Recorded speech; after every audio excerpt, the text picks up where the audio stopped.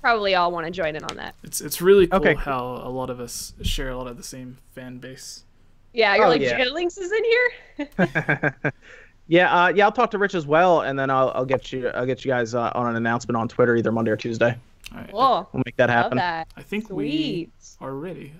The stream just started. I am recording, so as soon as you guys give the okay, we can go ahead and begin.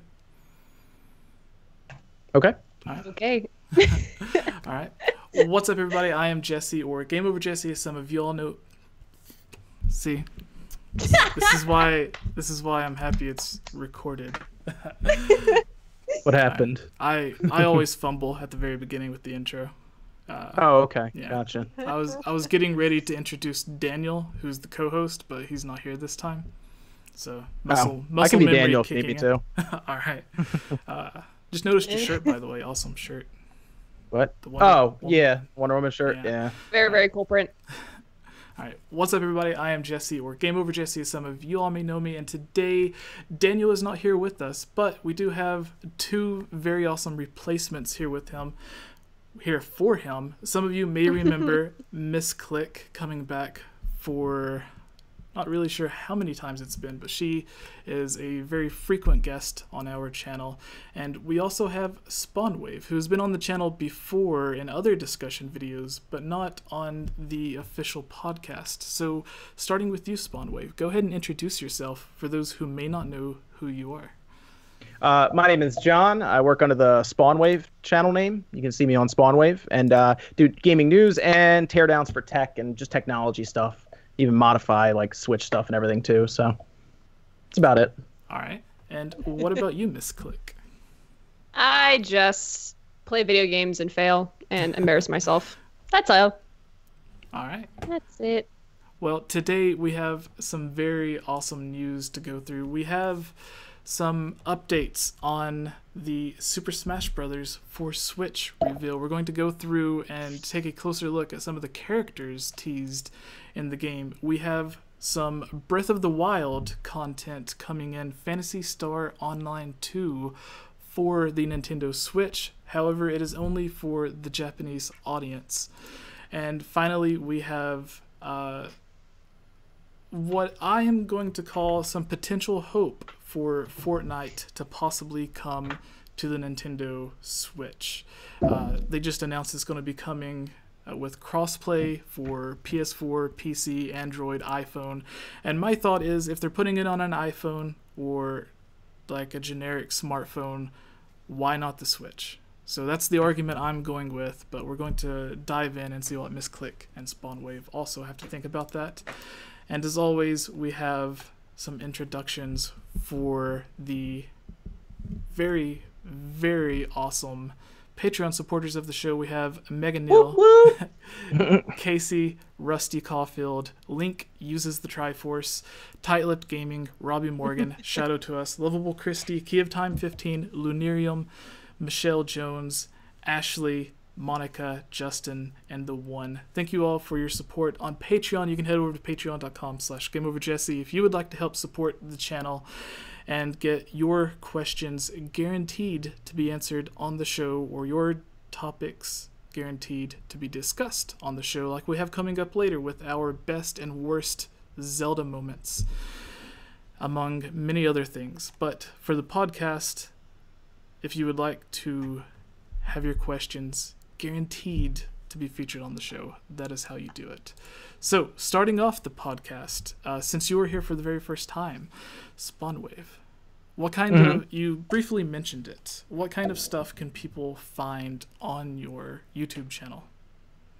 A lot of stuff. Gaming news every weekday morning, 8 a.m. Eastern time. I have a show called Newswave, and then I'll take apart systems and try to find answers to certain things, like how hot does the Switch get? Well, I ripped mine apart and put a thermocoupler probe right next to it to measure the temperature on it. So, yeah, I did that with the PS4 Pro, actually, too. So if you want to see all of that stuff, you can head on over to the channel and watch. I took a GameCube apart today just because I wanted to take a look at the I guess the makeup of Dolphin and Flipper and everything. So well, it's all there. So I understand the Dolphin reference, but what's the Flipper reference? The GPU was codenamed Flipper. Okay. And it actually prints. It's actually printed directly on the GPU. Oh, is it really? Yep, it's right there. You can see it. So funny. It's just, like I took apart the Xbox One X earlier, like the day it came out, and they have a little Master Chief riding a scorpion.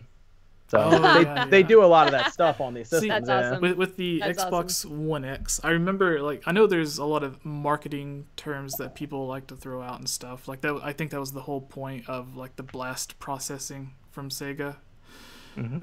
Like just marketing terms to make it sound more extreme. But with the Xbox One X, one of the things that always like caught my attention was whenever they were saying that they had the vapor chamber to help cool the CPU with the GPU. Yep. I never like actually understood exactly what they meant by that, because I'm tech savvy. It's something that GPUs actually use now. Okay. And it's interesting. It literally turns the liquid into vapor. It rises up and then it cools and then it recycles internally in like the tubes and everything in there. It's pretty cool. All right. And is there like a possibility of those tubes or that chamber like cracking or busting open and the water actually getting on? No, that's not going to happen. Well insulated. Yeah, what's interesting is most people don't know, if you look at your laptop, there are copper pipes inside, and those actually have liquid in them too. Okay. Yeah. So and we've had liquid in our computers and everything for a long time. So yeah. And if everyone in the chat is wondering, you can give some of your questions before we move on to the actual news topics to ask Spawnwave here. But it's not how I came across your channel, but I imagine it's how I fell in love with your channel, was the clickbait video that you did a long time ago. Oh, is that the one where I beat up that toaster with a hammer? Yes, it was when rumors, speculation, and almost every website was filled with some sort of clickbait, Nintendo NX, Nintendo Switch nonsense, and you posted a video talking about like it was literally just titled "This is clickbait" or something like that, and then you were examining a toaster that had NX or something written on it, and it was pretty hilarious. Like in the nicest... It was a lot of fun. It was a lot of fun to make, because I hadn't done a lot of comedy stuff up until then. So now occasionally I'll do it just for fun, just because it's fun. So there are times where I'd be serious, like the interview I did 2 or 3 days ago with the congressman, and then there are times where I just have fun. So yeah. All right. So what originally gave you inspiration to start your YouTube channel? Like, was it something that you seen other people doing, you decided you wanted to do it? Was it something you were always interested in? Like, did someone give you that I'd always push? been interested. I'd always been interested in doing it, and I actually was on a YouTube channel for a while before with one of my friends. It was his YouTube channel, and he just wanted to play games. And I even at that time, I'd been fixing systems. Like, I've been working on consoles since like 2008, I think now. Actually opening up and fixing systems. And before then, we were ripping apart Compact Presarios and Packard Bells back in the day to try to make things like Jedi Knight 2 or Dark Forces 1 actually run. So at that point, people were talking about the Switch's 4 gigabytes of memory. People were complaining about it not being enough, and I was like, look, it's using an ARM RISC processor. It doesn't need more than that right now. And I made a video on that, and then it blew up. And that's kind of how I started. All right. And what kind of videos or projects can people look forward to in the future from your channel? Is there anything that you're working on right now or planning on working on that you're proud of? There's a bunch of stuff. I just did that interview with Congressman that I really liked doing. I thought it was really cool. Like the Chris Lee from Hawaii, who's kind of at like the forefront for loot box stuff. Got a chance to interview him. I thought that was really cool. And I'm working on the Eon HD HDMI adapter for the GameCube. I have a portable projector I'm supposed to be doing a review for at some point that runs off of a battery, and a couple other things too. So there's a lot of stuff kind of packed in right now, along with new stuff. So all right. And similar to this podcast, you have your own weekly live podcast. I remember I was very excited when you brought me on to, I think, the very first episode of it, the Spawncast, and then returning guest a few times.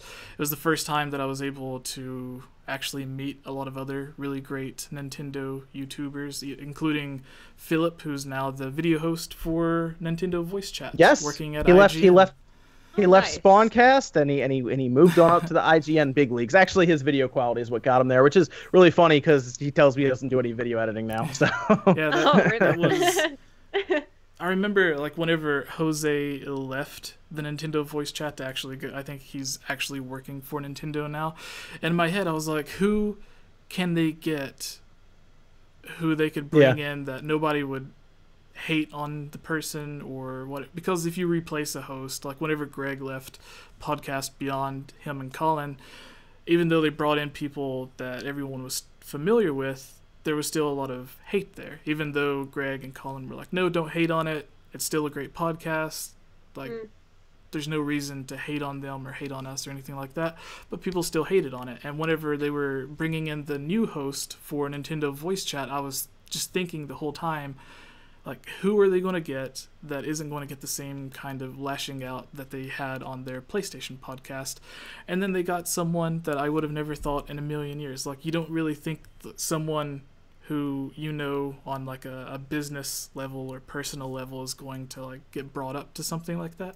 Like, it would be similar to seeing you pop up on like a Eurogamer podcast or like Digital Foundry's podcast or something. So it was really exciting seeing him do that, and really exciting to see. Hey, you never know. You never know. You popped up on Kind of Funny Daily, right, with your challenge to Game Over Greg. Oh yeah, Greg Miller. Yeah, that was. Hey, see, true. you never know. Yeah, you never know. Mario. That was a legitimate challenge, though. I was lucky enough to get Mario Kart 8 Deluxe a little bit early. Did he play you?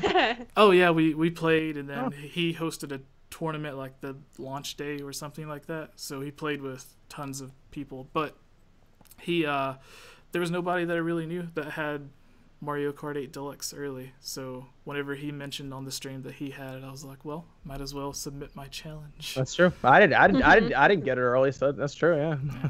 All right. So I guess that pretty much covers everything. One final shout out for your podcast, though. What specific time, channel, and everything can people find it on there, and what exactly can people find on the podcast? It's called Spawncast. It's on the Spawnwave channel, and 9 p.m. Eastern time Saturday nights talk about basically stuff we've been playing throughout the week and gaming news and everything. So of course we spent like an hour on the Nintendo Direct that just happened, and then of course the Division 2, Black Ops 4, and the awesome title that they decide using, just foregoing Roman numerals completely. But we had a lot of fun on there, and we mostly just talk and have fun for about 2 hours. But a lot of people come out, and it's a good time. So. All right, and final question for you, Miss Click. When are you and the Mountain going to start your own podcast? If I could get the Mountain to start a podcast, I would be so happy, because he listens to so many podcasts of all different varieties. Hopefully one day in the future. I'd love it. I actually am talking with a few people who are out in Cali currently at the moment, and they're really interested in starting one. So we'll see. All right. Well, we have our first piece of news here coming from IGN. If you guys already have it opened, or you can go to the schedule to open it up. It is about Fortnite Battle Royale. IGN says Fortnite Battle Royale is coming to iOS and Android with full crossplay support with PlayStation 4 and PC. So basically this game's taking over. It's releasing almost everywhere. The news is a little bit old, but I think the interesting thing here isn't necessarily that it's coming to iOS or Android and everything, which they say it's going to be the exact same version of the game, just downgraded to actually work on iOS and everything. So you're going to get the same 100-player mode experience. But I want to bring this up because I played Fortnite for the first time a couple of weeks ago, thanks to CC and some other friends that I have on Twitch.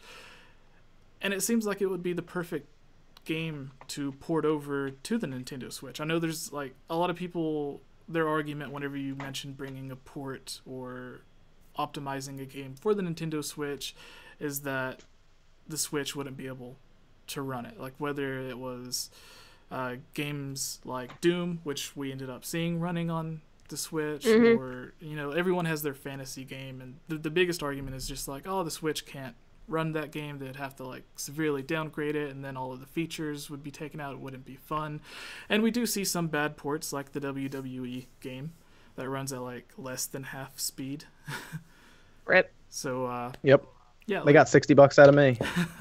Yeah. So with this Fortnite, if they're able to put it on iOS and Android phones and everything, and still have all of the complete features, I see no reason why they couldn't put this on the Nintendo Switch. Because if I'm able to play it on my iPhone, which I have right here, why wouldn't I be able to play it on the Nintendo Switch? So I think this is a thing that not if it'll come out on Switch, I think it's just when it comes out on the Nintendo Switch. So since you are our new guest here, why don't you go ahead and discuss your thoughts on this, John?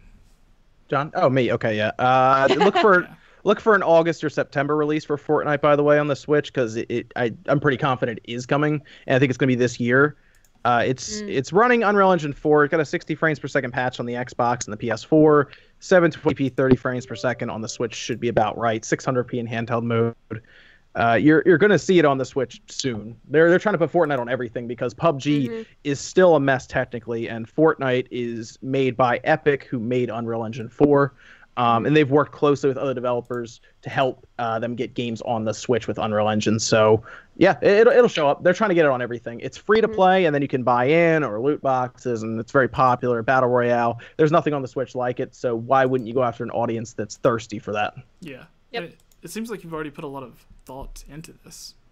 I covered it already, so I could probably bring my notes up and read right over it. But it is coming to the Switch. You might see it at E3, or you might actually see it before E3 get announced for a fall release.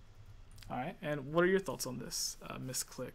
I mean, I agree. As someone who's probably streamed both of these games, a decent amount. Fortnite, I haven't necessarily streamed as much, mainly because I'm not going to say all my eggs were in one basket, but PUBG it ended up being like just as much of a IRL group of friends that we'd always constantly play with versus also viewers I would end up playing with. PUBG, obviously, like you said, it's a technical mess. Like, they just are very like stagnant. I understand their team is nowhere near the scale that Fortnite has currently, with the backing behind it. But it definitely is like, Fortnite is so easily accessible for so many more of my viewers than PUBG ever was. PUBG always crashing, always just not even working on someone's computer. They couldn't even run it properly. Fortnite, I mean, the fact that it's already way more accessible to everybody else. And the Battle Royale, like you said, is a very popular theme at the moment. And I'm in an alpha right now for another Battle Royale game that's about to come out. And I can't imagine what they're going through right now since Fortnite's blown up since I've been in that. Battle Royale game? Islands of Nine. Okay. With a Y.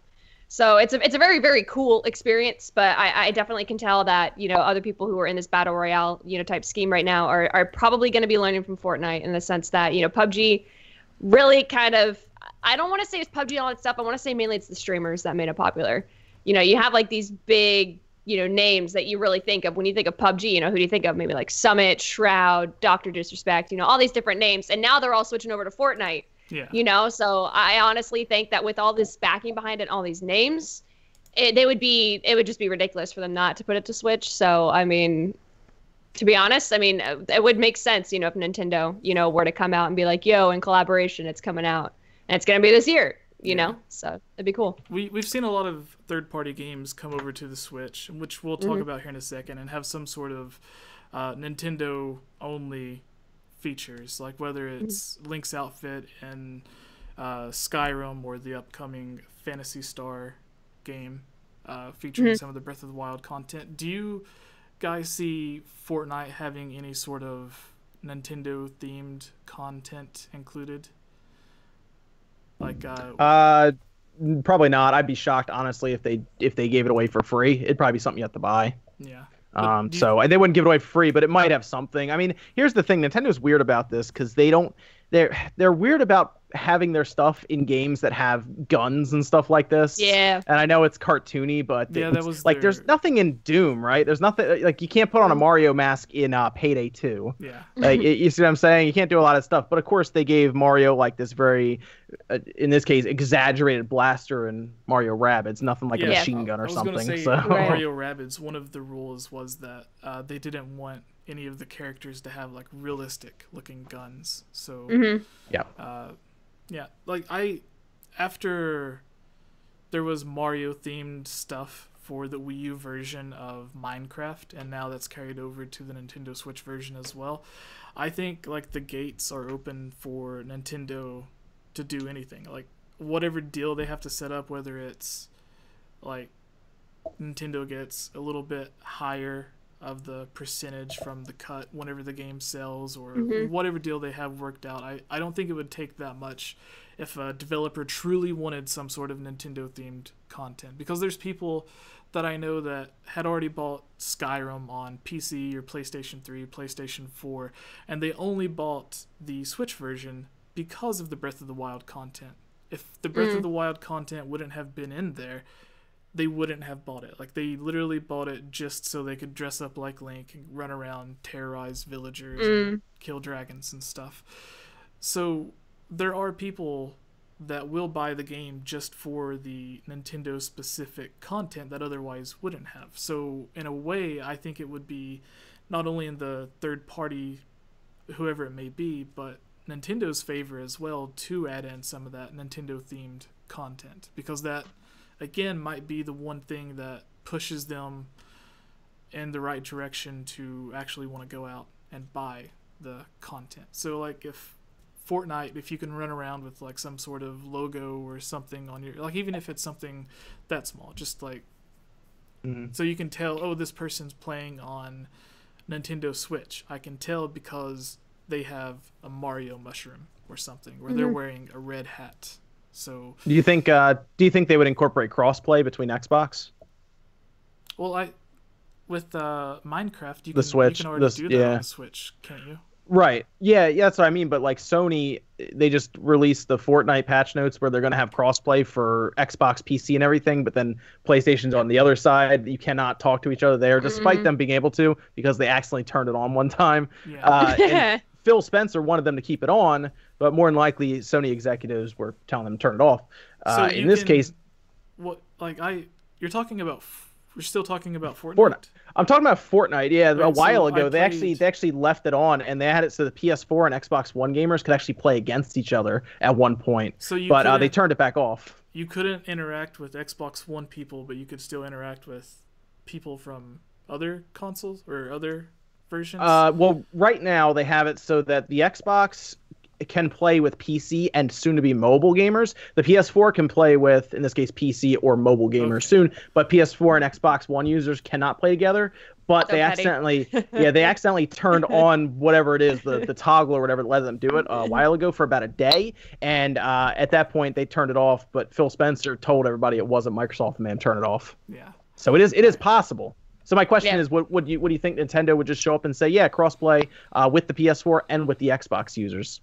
I don't see why they wouldn't do that. See, I got confused what you were saying at they're first. doing what they're doing with Rocket League currently. Yeah. It's a confusing situation. Yeah. So like whenever I mentioned I played Fortnite for the first time a couple of weeks ago, I was playing the PS4 version, and the people I was playing with were playing on PC. So I got confused when you said there wasn't the crossplay, but you were talking about specifically the console crossplay with PlayStation, Xbox. So that's where the confusion came from there for a second. But yes, with the Nintendo Switch, like you already need your phone to like communicate with people, so I don't know if that would be something that would interest a lot of people. But if you were just allowed probably to not play, for long, I'll say that. Yeah.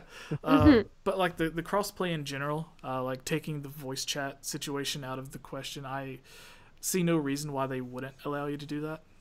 Yeah. Okay. Yeah, they'll pull that into September, by the way. Yeah, because I see a lot of people saying, why would I spend money on this game that I can already get for free on PlayStation or Xbox or PC when like I already have my profile and everything on those versions. So why get it on the Switch if they're not going to let me play with my friends who are on PlayStation? Because I see the big thing is you can play it on the go. Like if you don't have a gaming laptop, or you don't want to haul your PlayStation 4 or Xbox One with you to some hotel, then you can just pick up and take your Nintendo Switch.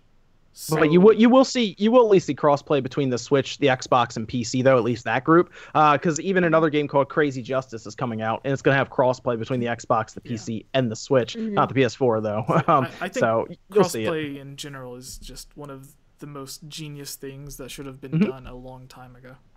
Yep, I agree. So, I mean, if you think about it, as far as like going back to the whole gun situation, I mean, I wouldn't be surprised if they were even, making it like if you have Rocket League, the Switch edition, you get the specific cars, but obviously everybody else in the other platforms don't see the cars that you have. They just see it as like a standard car. I wouldn't be surprised if like you said, they were worried about realistic looking guns or something like that, of anything of that sort. I wouldn't see them past it. Epic has, for holiday events, they've made all the guns look like pumpkins or, candy canes and stuff like that. They've done tons of different things. I wouldn't hold it past them if they were really big on that, to where Epic wouldn't be like, oh yeah, we'll totally make the guns look different. Yeah. Sure. All right. Well, do you guys have any final words on this before we move on to our next piece of news with Super Smash Brothers? It's coming soon. Fortnite's coming soon, so there you go. So, okay, well, first off, I do want to ask you this: if it does come, which you're 100% believing it will, when do you think it will be announced? Do you think this is an E3 announcement?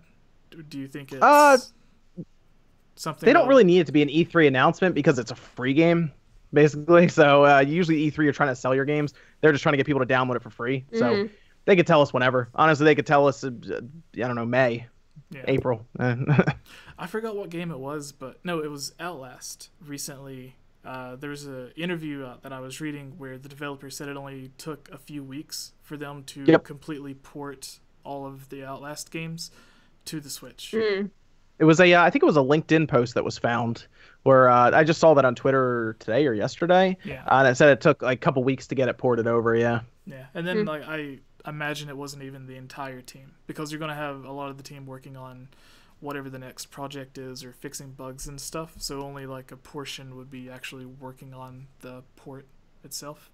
But anyways, I guess we can move on to our next piece of news concerning Super Smash Brothers. Now, Miss Click, Spawnwave, are you guys excited?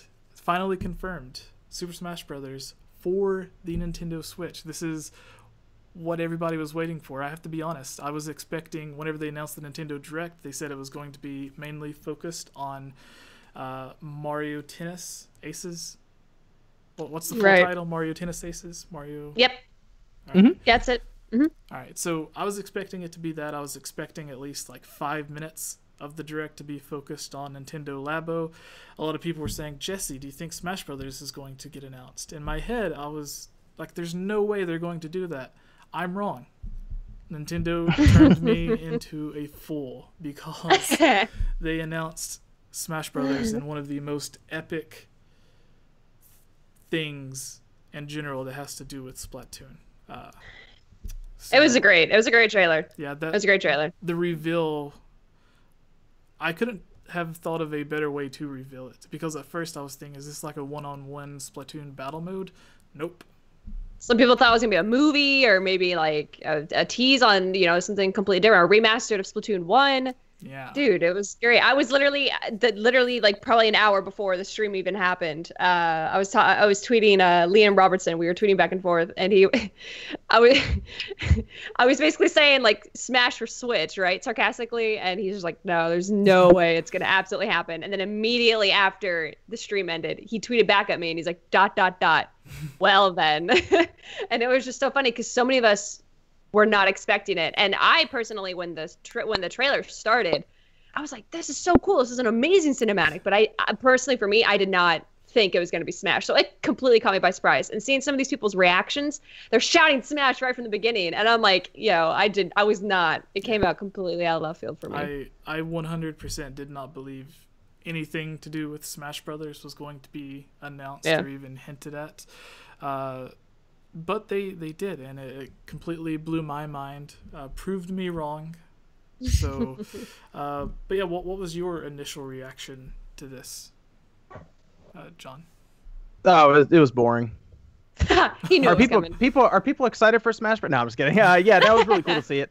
And Nintendo was very self-aware with that trailer that they Yeah. put out, because they know every time we've had a direct, people go, Smash Bros is getting announced here, for like the past 4 or 5 directs. Every time they say that, so they knew people weren't going to be expecting it if they just threw up something like Splatoon like that. And everybody had that same exciting reaction when the pupil comes into focus with the Smash logo. But then it turned into a lot of questions as to, is this a new game? Is this going to have new characters? Because we see the Breath of the Wild Link, and it seems to be a new game. So yeah.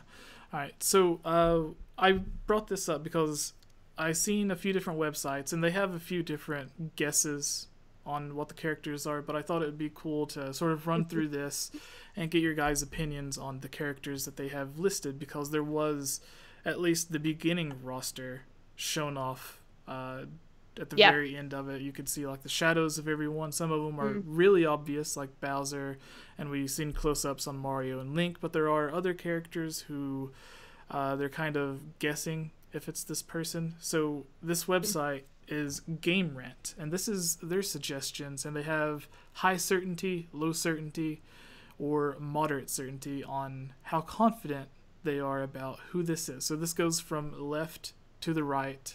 They have 19 characters listed, and everybody in the comments, you can play along with us and let us know if you think these are the characters. So it starts out from the very left with Yoshi.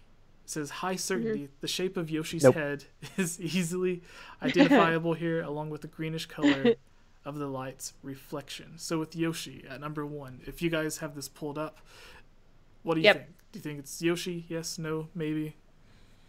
I mean, I don't know what else it would be. It'd be very weird looking if it wasn't Yoshi. I mean, we're asking if Yoshi's going to be in Smash Bros. I think it's obvious if it is going to be Yoshi. Yeah. Definitely. I think it's going to be Yoshi's there. Yeah. Number 2, they have Pit, Marth, or Ike, and they have low certainty. And they say the figure's traits stand out but are unclear: wings or pauldron, feather headband, or sword pommel. So what do you guys think about that? It's like matchup? Yes, no? I thought it was Bo. I thought it was Pit's Bo, to be honest, when I first saw it. So this is amazing. Wow, people get really into it. My favorite thing about this is there's a good chance that they just threw some of those silhouettes in there just to mess with people. And more than likely, honestly, they're probably just drew this up and they're like, oh, throw a couple silhouettes in there just to mess with people. All right. So to kind of speed this up a little bit, what I'm going to do is, because there are 19 of them, it'll take a little bit of time to get through all of them. I'm just going to read the number, the name, and I'll have, on the edited version of this, for everybody watching later on YouTube, I'll have the image up there as well, so you can see and kind of give your guesses as well. But we're just going to go through really quick. I'll give the number, the name, read off what it says, and then you guys can just say yes or no, or the character that you think it is instead. All right. So number 3 says Donkey Kong, high certainty. That giant head and banana stem hairstyle is recognizable anywhere. Nah, man, that's Jimmy Neutron. I was gonna say, dude, Donkey's predictions are spot on. Yeah. Number 4, Mewtwo, Falco, or Rosalina. Low certainty. With a sloped head and no other identifiable characteristics, this figure is one of the biggest mysteries. So very low certainty that it could be Mewtwo, Rosalina, or Falco. What do you guys think? It's really hard for me to tell, to be honest. Unless you were like freaking FBI agent zooming on that thing. I'd be okay with Falco if they brought him in. All right. I'm okay with Falco. Number 5, Peach, high certainty. Not only does the crown stand out here, but so does Peach's blonde hair and pink dress. Yep. Number 6, Ness or Lucas. Moderate certainty. Short and with a round head, this figure appears to be Ness with his baseball cap. Yep. I think that's Ness, yeah. Number 7, Bayonetta, low certainty. Bayonetta's now a Nintendo franchise. I think that's a very debatable statement. But would she be featured so prominently in a Super Smash Bros. Teaser? Well, did you see all the stuff that Hideki Kamiya was saying on Twitter? It sounds like it is a Nintendo franchise at this point. He actually unblocked me recently, so I can read what he was saying now. Go ahead and read that off. I have to look it back up, but he basically went into detail about how no one was going to fund the second Bayonetta 2. People passed on it. Yeah. Sega even stopped funding it. Nintendo funds it, brings it to the finish line, and now Nintendo is fully funding the third one. Yep. So at that point, it's basically a Nintendo franchise. I was gonna say it only makes sense. I mean, that's what you get. Yeah, like, Sega's apparently licensing the stuff. So I say, like, I brought up the debatable thing because they, like, in the interviews they were very open about, hey, Bayonetta. Everyone complaining about Bayonetta 2 only being on Wii U. The game wouldn't even exist if it were not for Nintendo. Mm-hmm. So they've mentioned stuff like that in interviews. And then the game did eventually come to other consoles and PC and stuff. And now it's come full circle, coming back to the Nintendo Switch. So just, like, it's weird because 1 was in different places, 2 was a Wii U game originally, like a first-party, not a first-party exclusive, but it wasn't exclusive for the Wii U. But we've seen the same thing with Zombie U, which started out as an exclusive, and then it later went to other consoles and stuff. So I'm not sure if I would call it like a Nintendo exclusive franchise or whatever, but I mean, maybe, like, if it continues, I think they may do the same would thing you call at this point Spider-Man, the Spider-Man game on the PS4, a Sony game? Even though Insomniac's making it, which is a studio that's worked on Xbox games as well. Yeah, it's a good point. Yeah, it's a bit off topic, but do you is Spider-Man, the film rights, is owned by Sony? The film rights are, yes, but not necessarily just the game rights. Aren't. Right. So it's just coincidence that it ended up. It's a confusing mess, but yeah, I think they struck a deal and got the game rights so they could keep it exclusive to the PS4. All right. But people see Spider-Man as a Sony games product even now because of that, even though Spider-Man's been on like everything. Yeah. The original PlayStation 3 font, I remembered they took that from the Spider-Man game font. So a little bit of fact. All right, so moving on to the next. We just finished with number 7. Number 8, Mario. High certainty. Note that Mario appeared to be wearing Cappy in his teaser close-up with Cappy's eyes just edging out of the shadow. I think that... Wait a minute, Mario's in this game? I guess so. Are you sure about this? Yeah. I'll have to check this. Oh, man. I mean, my guess is it's just Wario after a strong diet. Wario absolutely needs to be in this Smash, by the way. or at least Waluigi. Waluigi needs to be in this. Yes. Number 9, Link, high certainty. Like Mario, this is the latest iteration of Link. He's sporting his Breath of the Wild hair and outfit. I hope this game gives... we'll talk about this briefly after we go through all the names. But I hope this is the updated, like the most recent character models for everyone. And yes, the skill set. I hope so. Yes. Link his grab has always been like his hook shot or claw shot, long shot, whatever. But he doesn't have it in Breath of the Wild. Yeah. So my guess, quick spoiler for the upcoming discussion, my guess is he uses something akin to like the Magnesis rune, to where you see like a blue energy wave coming out, grabbing the character, and that pulling them towards Link instead of the hook shot. So interesting. That's where my guess is, unless they just break. You think they'll retain the same cell shaded look that they have in Breath of the Wild and everything? I would hope so. Maybe a more realistic just filter on it. Mm-hmm. I mean, to be honest, like I was just slightly pissed off that Smash 4, like they kept Zelda the same. And Link, like, they changed him just enough, but it wasn't still Twilight Princess. The Link, like, he has his own unique... His face is different. Yeah. I was like, yeah. Kind of what they did with Mario Kart as well. Yes. But moving on, number 10, Luigi. High certainty, finally, Luigi gets to stand center stage with his brother. That would be hilarious if his up jump or whatever had something to do with the balloons, since his appearance in Odyssey. But anyways, number 11, Sheik/Zelda. Moderate certainty. It sure looks like Sheik, but would Nintendo keep her instead of switching to Breath of the Wild's Zelda? I mean, a lot of people liked Sheik, from what I remember. Yeah, I bet if they got rid of Zelda, dude, they split the character. They wouldn't do it. yeah, they split the character into 2 separate characters in the Right. Wii U version. So I think you will get the Ocarina of Time or Hyrule Warriors Sheik, but then you'll get Breath of the Wild Zelda. As long as it's Right. not Skyward Sword Zelda, because I don't see Skyward Sword Zelda like fighting anyone. Just because she's small doesn't mean she's not aggressive. All right, listen here. She's too nice. Don't doubt us, small women. She's too nice. She's Yeah, like when's that game the girl getting next door. remade? Skyward she pushed Sword. Link up. Yeah.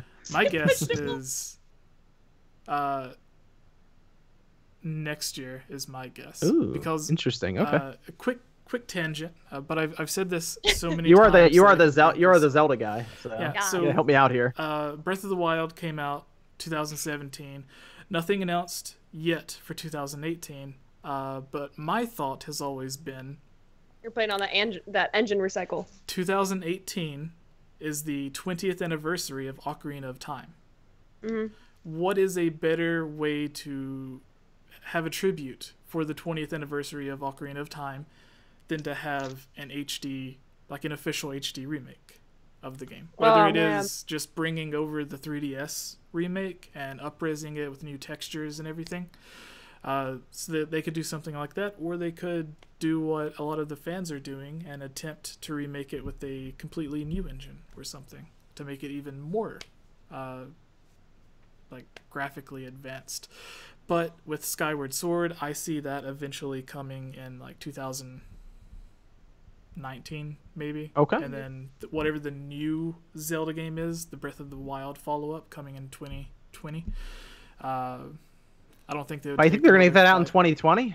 Interesting. Okay. Well, it wasn't until the most recent home console games that they actually took a long time to develop them. Like Ocarina of Time took a long time, but it was the very first 3D Zelda game, Majora's Mask. Famously like only 2 years after. Well, they made it in a year, but then they like held off and released it like when it was 2 years apart. Wind Waker only took like 2 or 3 years to come out, because that was 2000 to 2002, I believe. So all of Wind Waker, that was like 2-3 years. I don't know how long it was in pre-production. But then you get to Twilight Princess. And the reason Twilight Princess took so long was because they were in the middle of making Wind Waker 2. And Nintendo of America was like, hey, you can't do this. Nobody likes this art style. You have to change it. So That's a shame. I like that art style. Yeah, so the idea of Wind Waker 2 was put in Phantom Hourglass for the DS, and then what they were working on as Wind Waker 2, they had to redo all of the character models, all of the assets. So they were like halfway through with this game, and they had to change it from cartoony to realistic. And that's why that game took so long. And then Skyward Sword took so long because they had to keep working with the limitations of the Nintendo Wii while getting the motion controls completely right. And then Breath of the Wild took so long because they were working on the physics engine. Don't you think they'd rather build an engine for the Switch itself rather than use the one that was built for the Wii U?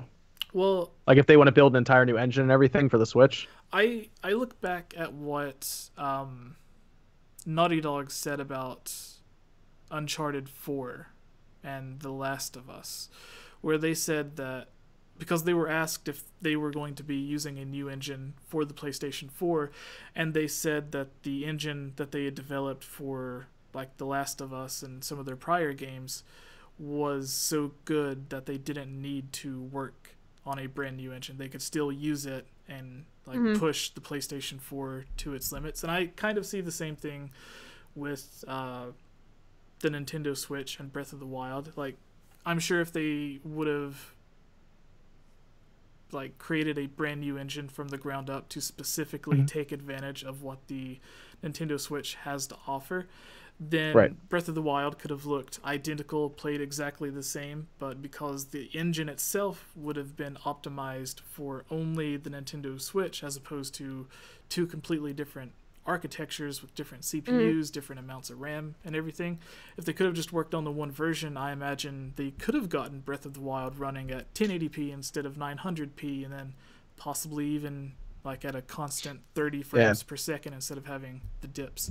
But anyways, yes, that was my one question, is if they redesign a whole new engine for it, if they'd get rid of a lot of those issues with performance. Because the Wii U the CPU in the Wii U is from the same family that the GameCube was in. Mm-hmm. Yeah. So like I feel like you designed for something that was out in 2015 with the Switch, the Maxwell chip in there, you'd probably get better performance overall. I don't know, it was just something I was thinking about. Yeah. They could always like recreate a new engine or build a new engine from the ground up, but I think I was reading an interview where they said that the Wind Waker engine was just a customized, like a heavily modified, customized version of the Zelda 64 engines. But then Skyward Sword was also a modified version of the Twilight Princess engine, which was a modified version of the Wind Waker engine. So like the same engine that they used in Ocarina of Time was just built on, and new stuff was added, and it was optimized and customized until from Ocarina of Time to Skyward Sword, you're getting the exact same engine, basically. Like different revisions of it, but it's still like the same basic thing. But anyways, that's going on a tangent. I apologize.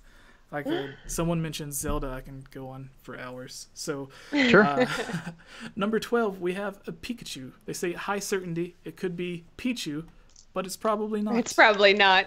I hope we do see Pichu, but I do expect it to be Pikachu. I don't think Pikachu's ever been absent from any of the games. 13, we have Kirby or Jigglypuff. High certainty this is most likely Kirby, since Jigglypuff's hair isn't noticeable. Right, yeah, it's probably Kirby. Yeah. 14, Samus, and we only have a few more left after this. High certainty. No Zero Suit here. This is classic Varia Suit Samus. Did I pronounce that right? Varia Suit? Varia. Potato. Yeah. We know and love. And then 15 is another big guess from them.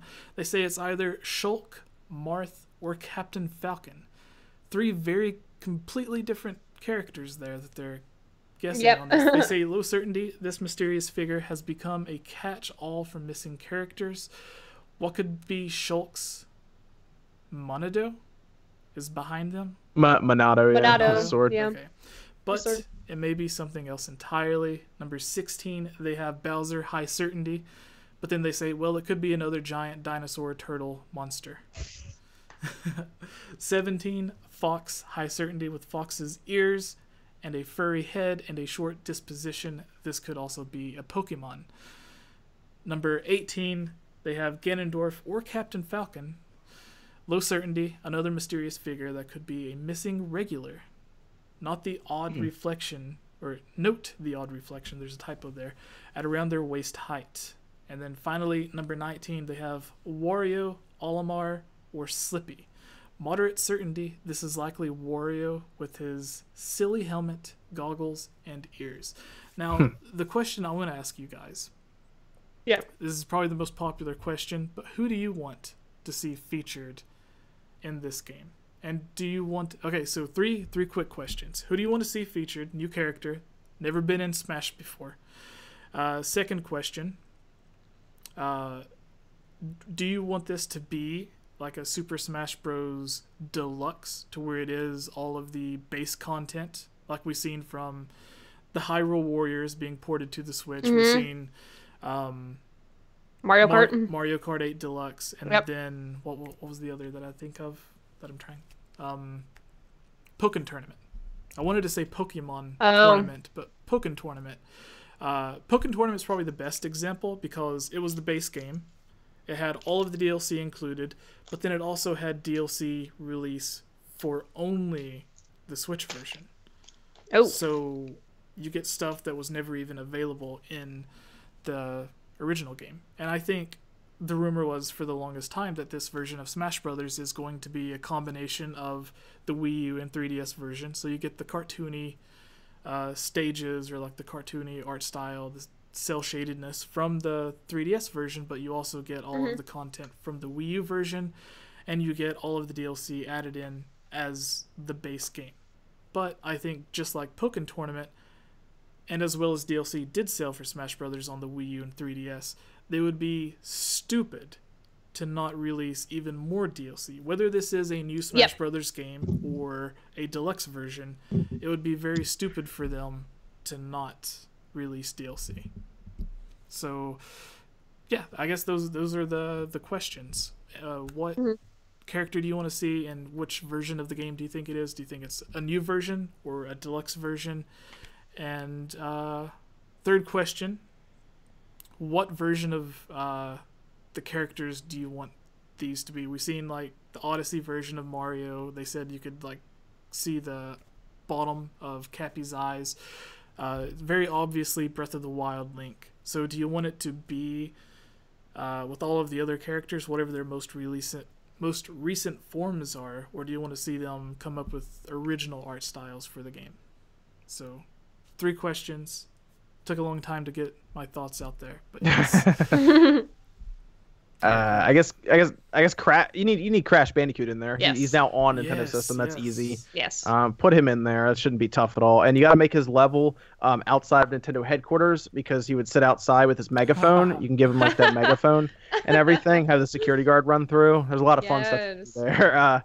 As your other question, I guess I'd rather them be more original characters. Like you said, use the more up-to-date characters like the Odyssey Mario, the in this case Breath of the Wild Link. The reason they used obviously him as a silhouette, we all recognize that. We might not have recognized the Cappy Mario. We all recognize that Link. It's going to be, I'm pretty confident it's going to be a new Smash Bros. It sounds like Sakurai started working on it actually a while ago. It's just been silent about it, yeah. Which is crazy. And there's also, they don't have Bandai Namco's name on it at all in copyright. Yep. Oh, that is so weird, that's missing. That was the big rumor that it was Bandai Namco working on. So that's missing. Well, they worked on the Wii U version. So if it was a definitive edition, they would probably still be on there. Yeah. And if it was a definitive, I feel like they would have just told us outright. It would have been like Super Smash Bros. Definitive or Smash Edition or something like that from the Wii U. It sounds like they're going to give us the title. If anything, I keep saying they don't need a title for a Smash Bros. Anymore. Just make it Super Smash Bros. And then just update it, almost like a games as a service type thing where you just keep getting updates. I don't really know what else they need to add to the Smash Bros. Formula that hasn't already been done. How can they make this one vastly different from the Wii U version? Just keep a base game that we all buy, and then I guess we have to buy it again on the next system, and then just give us the updates, really. Catch us up time. That's a really great idea from you. It would work with tournament play too, because then people don't have to keep. People don't have to keep rebuilding their tournaments. Yeah, the idea that I had, I mentioned this. We had Daniel and Holly on the last podcast, and I mentioned that they don't really need to make a new version of Smash Brothers, because like moving from Melee to Brawl, a lot of people didn't really like the Wii version of Smash Brothers. It took away some of the stuff that... Well, competitively, it wasn't able to function the same way, and characters felt completely different. Yeah. It was a total weight difference. But moving from Brawl to the Wii U and 3DS version, like even the 3DS version played fantastically. But the point that I was trying to make is where a lot of people complained about Brawl, I didn't really see a lot of people complaining about the Wii U version. So instead of taking the risk and building a brand new Smash Brothers game, why not just build upon what you already have? Because if it's not broke, don't fix it is the saying. Yep. So nobody was really complaining about Smash Brothers for the Wii U. So there's not really a point in trying to make it better. Because think you could end up at a 100-man roster at some point, Right, yeah. It makes me think about if any of you ever played Dragon Ball Z Budokai Tenkaichi 3. No, I never got to. I like that. Yeah, that one was good. That one's expensive now, though, from what I remember. It's hard to find on the Wii. I think it's really hard to find. It had a super, super huge roster of if I remember correctly, I want to say it was either 180 something characters or 300 but didn't they split up regular Goku from Super Saiyan Goku, and those were 2 characters? Yeah, they counted each individual characters, and then you also had GT Goku and normal. So Goku. It was just basically clones. Yeah, kind of very slightly different move sets, but yeah. To be honest, I think because I'm also really big into the Blizzard realm. I think Blizzard is probably my second biggest, as far as games done right. I love the way Blizzard approaches things, and I honestly, I don't know if that would work. I mean, PC is pretty much the only way you can play Overwatch, but It would be so cool if what they did for this is, give us the baseline game, but then keep giving us the additional content. I mean, they could even, very well give us, DLC packs where, you have additional skins that you add in, because they haven't really necessarily brought in DLC packs that have different skins or different appearances. Like, they could totally like take polls from people of, oh, I want this, skin or that skin, and also like just keep giving us that. You're paying the base price, but keep adding on to the game. And I know they did a lot with the new characters, obviously, and with me, they did that with me, costumes and stuff like that too. But I agree, don't necessarily change maybe the way it performs, but I would like to see new skill sets from certain characters, like we were talking about with Link and stuff, and Zelda. I mean, get rid of her down B, because that's just atrocious. I mean, I would like to see personally, like you look forward to, seeing like different skins, like, or have all the skins already in there, I guess. But, like Breath of the Wild, you brought in so many of those cosmetics, why wouldn't you include them now? Yeah. I think that'd be very, very cool too. Versus, debating on should this be, more the original, look, Ocarina Link, or you want the Breath of the Wild Link, which we already know what we're getting, but still, it'd be cool to like scroll through and realize, yo, I could actually play as all the Links if I want to, you know? Like, I was talking to Ashley, who one of the moderators in the chat right now earlier, but she and I were talking about, instead of giving us traditionally like they would give you with adult Link, it would be like, here's green tunic Link, here's red tunic Link, here's blue tunic. Instead of doing that, give us Ocarina of Time Link, here's Breath of the Wild Link, Twilight Princess Link. We already seen like the different shades and the different detail sets in Breath of the Wild for the different costumes. Like if you wear Twilight Princess Link tunic, it's a little bit more detailed. You can kind of see the stitching a bit better. It's a little bit darker. Skyward Sword Link's a bit more cel shaded, bright green. The baggy pants. So like in Smash Brothers, if they had that to where like this one looks like Mario from Super Mario 64, this one looks like the Cappy with the eyeball hat, and then even like Minish Cap Link, they could add in Eslo, so then you have like Link has his own talking hat, like Mario does. Everyone gets a talking hat. Yeah. Why not? All right. So, does anyone have any final thoughts on this? They announced 2018. Do you think they're going to keep that date? Do you think it's going to be delayed into 2019? Do you think this game pushes other big games out of the way? John, you mentioned earlier that because of this, you don't think Metroid is going to be making it into 2018? Well, they've been planning this Smash Bros. Release for a while, because it's coming out in 2018 for a reason. It's coming out to help launch the online service. That's why it's there. And they're going to launch Smash in September, more than likely alongside that online service, and then they'll probably launch Pokemon in November. All right. That's good point. I'm not expecting Metroid late 2019, maybe 2020. No. I tend to go in with things with like. I think she's right. My heart. I had no expectations. Sorry. But yeah, they showed a JPEG essentially, for the reveal. I mean, think about their lineup coming up, Jesse, that we know about. Yoshi is going to come out probably this fall. Fire Emblem's coming out this fall. And then we have Smash, Pokemon. Right. Yeah, I mean, and then that's stuff we know about. I mean, what if there's an Animal Crossing also slated for this holiday? Yeah, see, they technically don't need Metroid. They can also wait. The line of 3DS games, or games that they would have made for 3DS, like the smaller handheld focused titles. I think they're starting to bring those over to the Switch now as well. So, I just want a GameCube Virtual Console, man. I want Double Dash. Double Dash. I want Double Dash. All right. I guess we can move on to our final piece of news here. Now, as the guest being on for the first time, Spawnwave, do you want to take this news story? Which one is that? Which one are we talking about? Phantasy Star Online 2.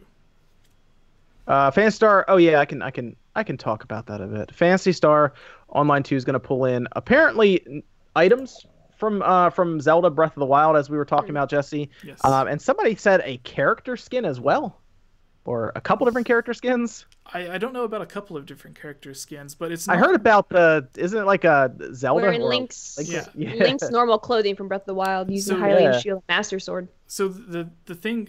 I'll go ahead and I'll read the two beginning paragraphs they have here, or do you want to read that to give everyone a little bit more info? Yeah, I can't read it because it's not coming to the U.S. and it hurts me because Phantasy Star Online 2 would be outstanding in the U.S. But it's not coming to the U.S. and it really annoys me. Okay, all right. So here, see, someone mentioned earlier that they announced Phantasy Star Online 2 would be coming to America a long time ago. A long time ago, they had a full website about it. You know what they did with that website? They shut it down. They got rid of it. Feels bad, man. You have to use a proxy and a translation, and then hope you don't accidentally talk to anyone on there in English language because they will ban you. So you got to make a server to do that, to talk to just other English-speaking people, and then deal with the 400 millisecond lag. So do you think you would be, because this is an online-based game, so I don't know how this would work out, but do you think you would be able to create, the Japanese account, download the game, and then play it from America? No. Well, no, it's not. It wouldn't work. I'm gonna tell you why. Japan has region locked it, and the reason they have it region locked is because the entire game does not exist on your Switch.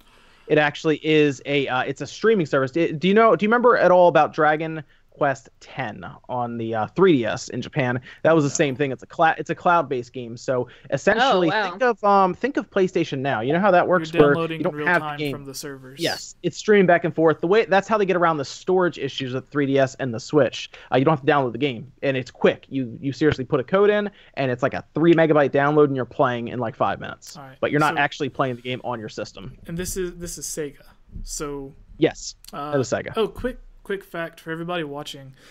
I believe the original Phantasy Star Online for the GameCube, if you ever see the picture of that giant GameCube controller with the full-sized keyboard, that is what that was designed for, was Phantasy Star. It still works. You can still play Phantasy Star on the GameCube. Yeah. So if you ever see those pictures, it was designed for the prequel to this game. Did you see the new patents for the Switch that came out? No. I'm talking about tomorrow, but drums. They have the drums and they have a keyboard that your Joy-Con slides into. Yeah. Do you remember the Donkey Kong Jungle Beat that you would plug into your GameCube, Miss Click? I'm a real drummer. I don't need that game. It's the bongos. Yeah. So.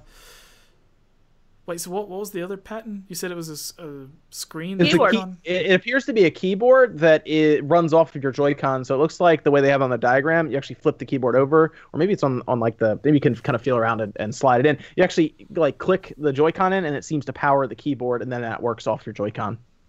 Wow. That's probably going to be for Animal Crossing. That's probably going to be used for stuff like Phantasy Star. But your Switch already has keyboard functionality. Yeah. You can already plug up the keyboard and it works. So I'm going to have to look at this. Like, it briefly explain. But Nintendo brand keyboard. Come on. Like, does it go across the bottom, or is it like all grouped together on like the side of it? Looks like it's almost around back. The diagram they show is weird. It almost like an X-ray view of it, and you can kind of see the Joy-Con sitting in there. So it seems like it's on the back, maybe, because on the other side it shows the full like keyboard. So all right. Well, to continue with Phantasy Star Online 2 Cloud for the Nintendo Switch, you're basically getting, whether you have a male or a female character, you're not just getting the tunic, the Hylian shield, or the Master Sword, which is all stuff that you got in Skyrim. So this isn't the first time something like this happened. I believe Monster Hunter before on the Wii U, you could get Zelda outfits. Bayonetta had a lot of Nintendo outfits. Phantasy Star Online is following that same path, but whereas in, let's use Skyrim for an example, you could make your character look like he's cosplaying as Link. In this game, the skin that you get makes your character actually look like Link. So I'm watching it right now. It legitimately looks like it. Your hair, so like your hair, your eyes, your lips, your head shape, everything, you're essentially playing as Link. And they also have like the female version of Link, whether you want to call her Linkle or whatever. Doesn't look too different, to be honest. It just looks like a slightly more feminine version of Link. Like he actually woke up and like did his makeup. His legs look a little bit longer, or her legs look a little bit longer. So very, very subtle differences. But this is just something that it looks cool. I wouldn't play it personally, but then they added in this cool Zelda stuff. So if like I can go in and play around this RPG and pretend I'm actually Link and that it's just like another crazy spin-off for Zelda, that has me interested. But apparently there's no way for me to play it unless I move to it's a Japan shame. and learn Japanese. You can play it on your computer. It's not easy. Yeah. Feels bad. All right. So you mentioned that you had to go after an hour. Do you still have a little bit of time to do this discussion here on the best and worst moments in Zelda, or do you want to go ahead and go? I have a couple minutes. I can talk about it. All right. So I'm going to do, because this will be separated from the news stories, I'm going to do another quick intro for this, and then we're going to do the best and worst Zelda moments. So get those thought up in your head while I do the intro, and then we'll try to go through it as quickly as possible. Everybody in the chat, you're welcome to give your best and worst Zelda moments as well. So you guys ready? Mm-hmm. All right. What's up, everybody? I am Jesse, or Game Over Jesse, as you all may know me, and here with me is Miss Click and Spawnwave to discuss our favorite and worst moments in Zelda. These are events or things that happened in the Zelda games that we loved more than any other moments, or things that happened that made us absolutely hate what was going on. So for me, I'll go ahead and start this off to give sort of an idea. My favorite thing in all of Zelda that I think is just the best moment, the best thing that's ever happened, is an Ocarina of Time. If you're playing through the game blind, so you don't know the story, you don't know what's going on or anything like that, you haven't been spoiled, you beat the first 3 dungeons, you go, like, the whole game's been building up to you getting these 3 spiritual stones, getting the Ocarina of Time, getting the Master Sword so you can defeat Ganon. The game prior to this followed the same pattern, A Link to the Past. You get the 3, what are the 3 pendants, I believe, and then you can pull the Master Sword. And then the game kind of changes, but Ocarina of Time takes it to the next level. The entire game, the entire overworld essentially changes. So, and you're not a child anymore, you're also an adult. So you're introduced to new characters. As soon as you leave the Temple of Time, you notice, oh, hey, I'm an adult. But that's the only thing you notice. But then as soon as you walk out, you go into Hyrule Castle Town, everything's burnt down, destroyed, all of the citizens are now zombified, re-deads, or whatever you want to call them. You go into Hyrule Field. When you're close to Hyrule Castle, there's like a dark looming presence in the air. You go to Zora's Domain. It's now completely frozen. You go to Goron City. There are no Gorons except a little kid. You go to Lake Hylia. It's completely dried up. You go to Kakariko Village. It has like all the characters moved away, like ran away migrated, to Kakariko Village to get away from trouble. There are like just tons of stuff going on that like the world is in complete chaos pretty much. You go to Kakariko or Kokiri Forest, not Kakariko, and now there are enemies everywhere. All of the Kokiri are hiding, scared. They're in their house or in different areas, and it's been overtaken. There's Deku Scrubs, Deku Babas, all of this stuff. So the world basically completely changed. Evil Luigi taking over the ranch. So I think that is one of the best moments in Zelda history, just because the entire game, everything that you've known, has changed. Yep. The lake's dried up. The mountain is now on fire. Zora's Domain, all the fish are frozen. So that's mine. Going to you, Miss Click. What is your favorite Zelda moment?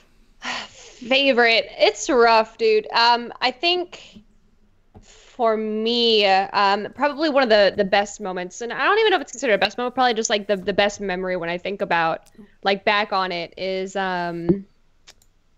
well, first just like the small like I have 2 because it's really hard. The first one is the appreciation. I always had a love for the evening time, like the sunset time. And I didn't know exactly how to like put my finger on to why I loved it. And then after I played Twilight Princess, and in the beginning of the game, there's a famous quote: "Tell me, do you feel a strange sadness?" As dusk falls. And like from that moment, like I was in like 6th grade, like that first quote, I was like, yes, I do. Like I actually do. And that was like one of the coolest moments because I was like, as a kid, I loved it. I've always been a night owl, but I didn't understand why I understood, like why I loved dusk. So when Russell said that, I was like, yes, I do. I do feel it. And then the other one definitely was probably Skyward Sword, where you're done with everything, and then Zelda turns to Link, and she's like, what about you, Link? What will you do now? And you're like, this is the beginning of Hyrule. It's so cool. So those are like 2 of my favorite moments because like I cried so much, like the storyline. It's really cool that you mentioned that Russell quote because there was a question for the Zelda Mailbag on the last podcast with Daniel and Holly Wolf, and one of the questions was, what is your favorite quote from the Zelda series? Yeah. And that is one of the quotes that I mentioned.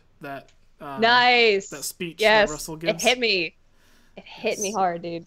And then probably my worst Zelda moment was probably... We saved that. Oh, we're not doing that yet? Okay, good. Okay, we're doing best first, and then we go around again to do the worst. Okay. All right, Spawnwave. John.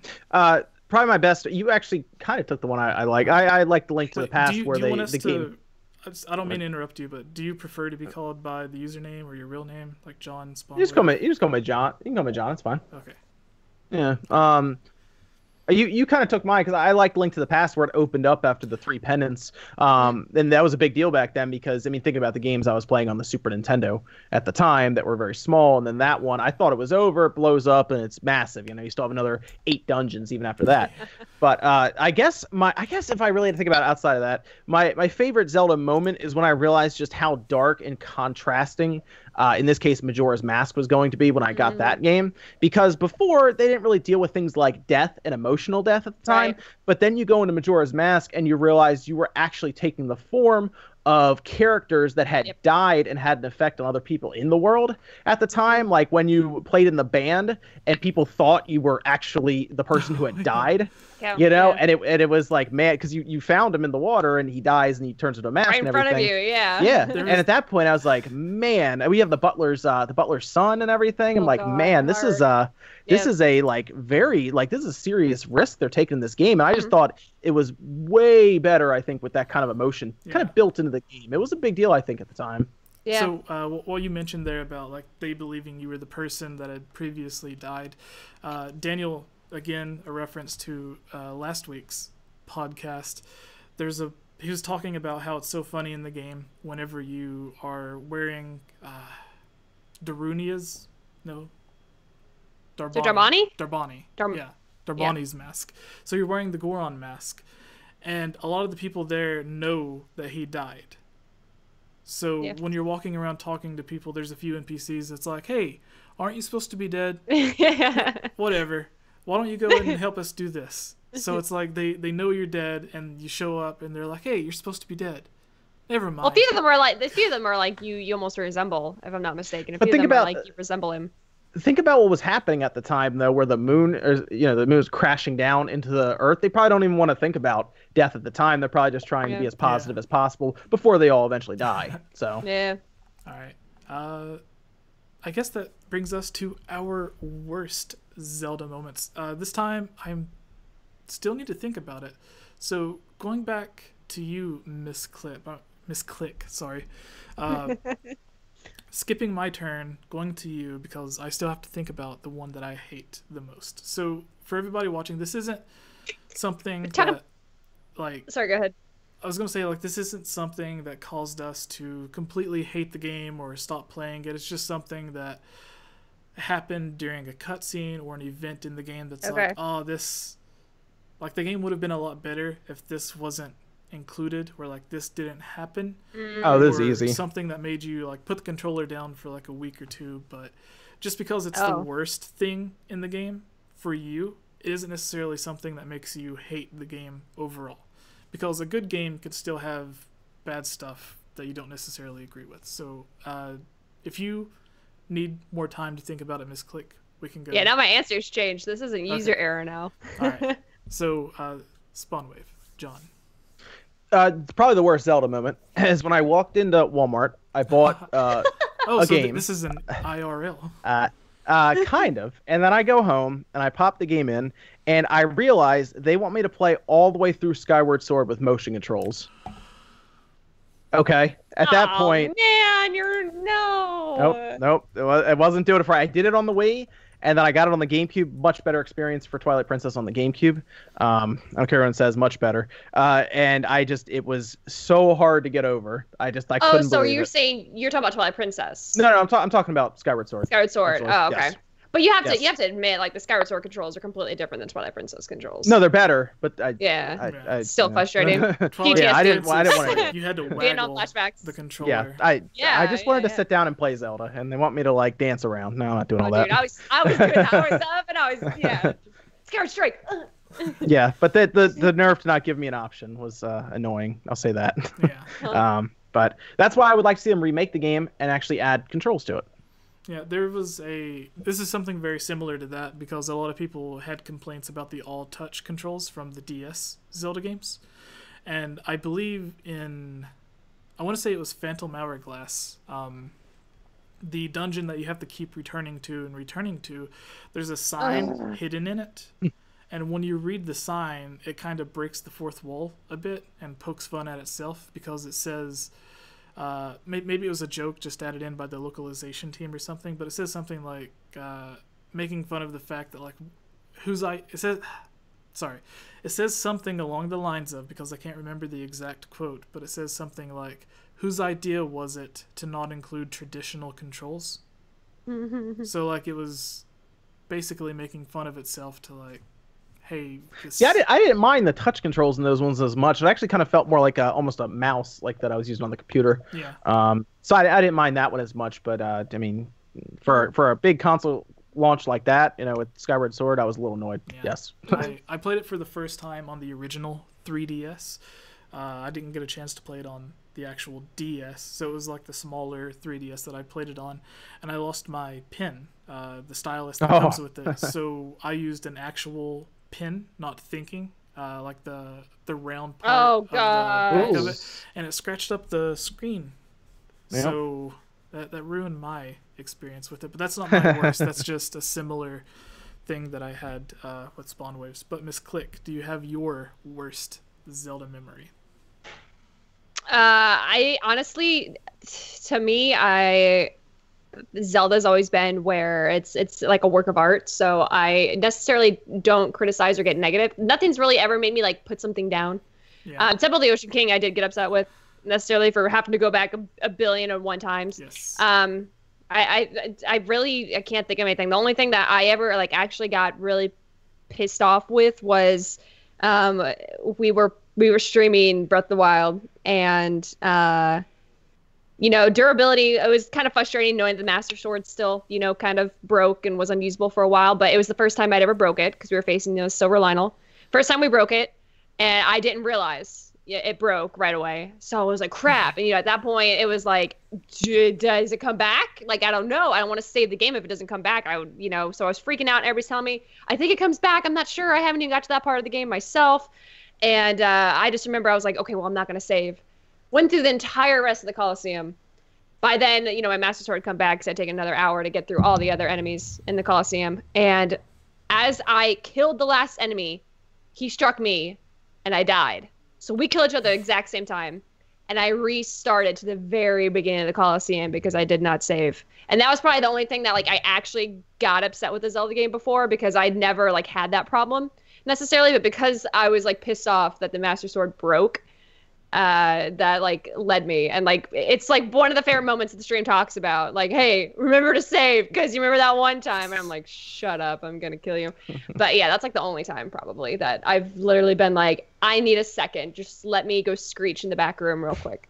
All right. And do you guys have any like in-game story things that happened that wasn't just gameplay related, or like things that happened in the story of the games that you didn't like? Yeah, I guess that's another side of the question. I just think it really bit, like in Skyward Sword, where Girahim just disappeared so fast. I was like, dang, dude, like you literally dealt with him the entire game. He was the most annoying little pest, just completely just giving you a really hard time. And then for him just to like go just like that in the way that he did. I don't want to spoil it 'cause some people said they haven't played it, but that was just like, are you serious? Like, first off, it made Demise seem much more terrifying, but I was just like, are you freaking serious? You just shut him up like that? Okay, whatever. All right.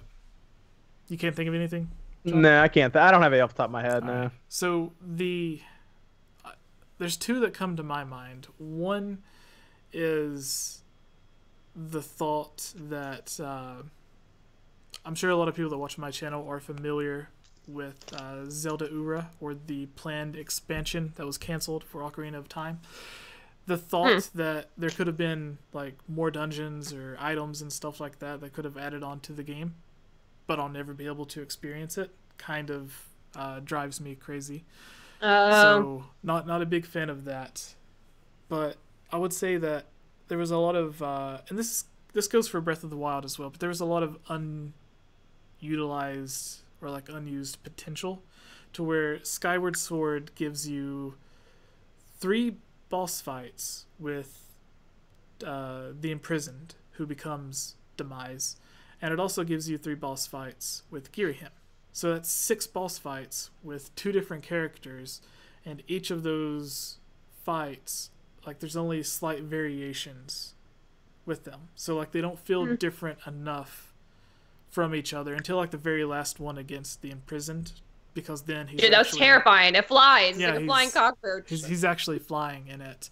But it was like there was a very specific part in one of the original trailers for Skyward Sword. I think it was the very first one they showed off at the Game Awards was actually on Spike TV before it like moved over to YouTube.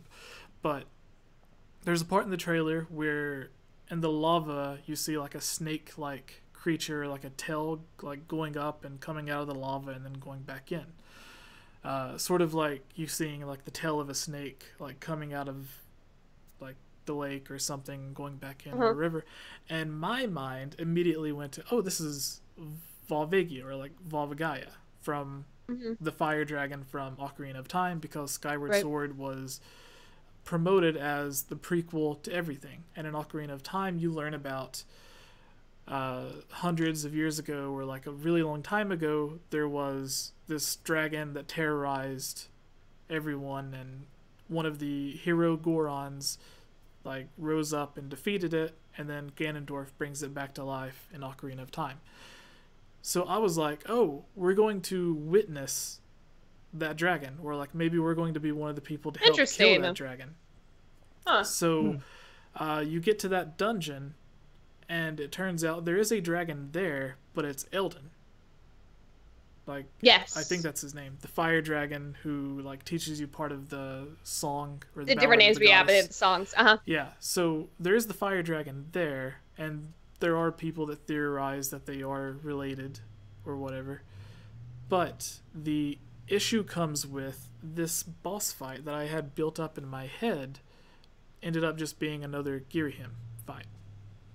So that was like a really bad moment for me, because it was like there was so much potential to go into detail or give more explanation on all of this stuff that was left unexplained or whatever, because it explains how the Master Sword was created. It gives you a backstory on the Hylian shield. It does all of this stuff, but there was so much left that it could have done that it just I think if you did that though, it would end up being like a Spider-Man movie where you have too many things going on at once. Yeah. In my opinion. Like, to be honest, like we were talking about a couple podcasts ago, we were talking about like where would you like to see another game put in between, a couple, like have one after Skyward Sword before Ocarina of Time, and you see, the establishment of all these, horrible bosses and stuff. I think that'd be super cool. It's unfortunate, because that's like a cool concept. I've never heard of someone, who really would put those two and two together like that. So I can understand like even expectation that gets failed. That's why you don't have expectations. Yeah. But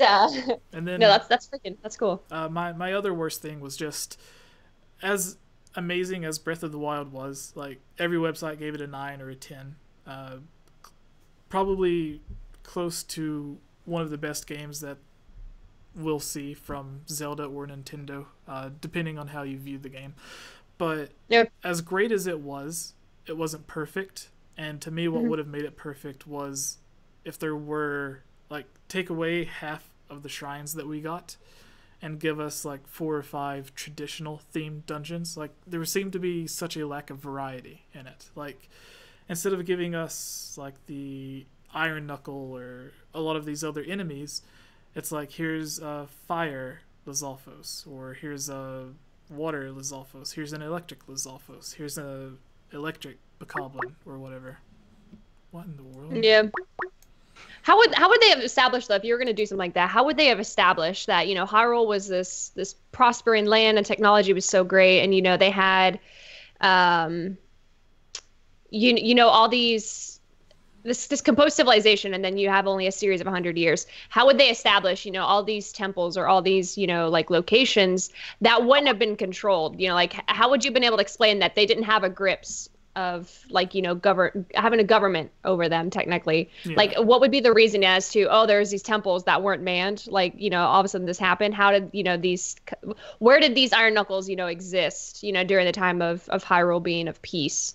I think that would be pretty tough to explain if people were going to dig into that, as far as like where did they come from if they weren't there before, everything, the machines betrayed them. But yeah, it's interesting that people want, traditional temples now, because people at first were like, it's so boring, like, you're tired of it. I want something new. It's like now you have something new. It's like people want to mix, so it's kind of like, it's going to be interesting to see what the next please game. Everybody, so. Exactly. Where it comes in between. Maybe they'll make a hybrid of it. Yeah, but for me, it was just the lack of variety for some of the enemies and bosses and temples and stuff in Breath of the Wild. And then everyone looked for the DLC for Breath of the Wild to be a way for Nintendo to fix that. Like, oh, well, we didn't get traditional dungeons because maybe they're working on a big traditional dungeon for the DLC. And then it's just another Divine Beast or whatever, which the DLC was good, but it didn't live up to the expectations. I guess they changed a bit too much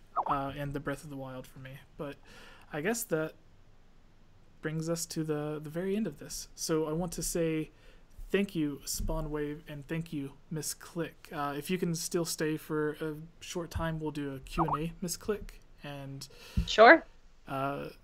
Spawnwave, you're free to stay if you would like, but if you have to go, as you mentioned, then...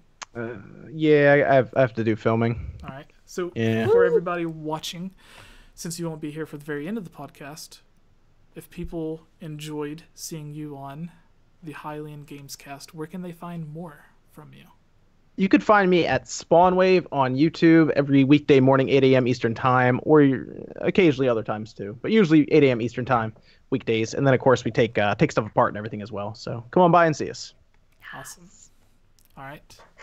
Thank you for coming on. And absolutely. Yeah, everyone, go check out Spawnwave. Do it. Yes. All right. See ya. All right. Thanks, guys. See ya. Bye. All right.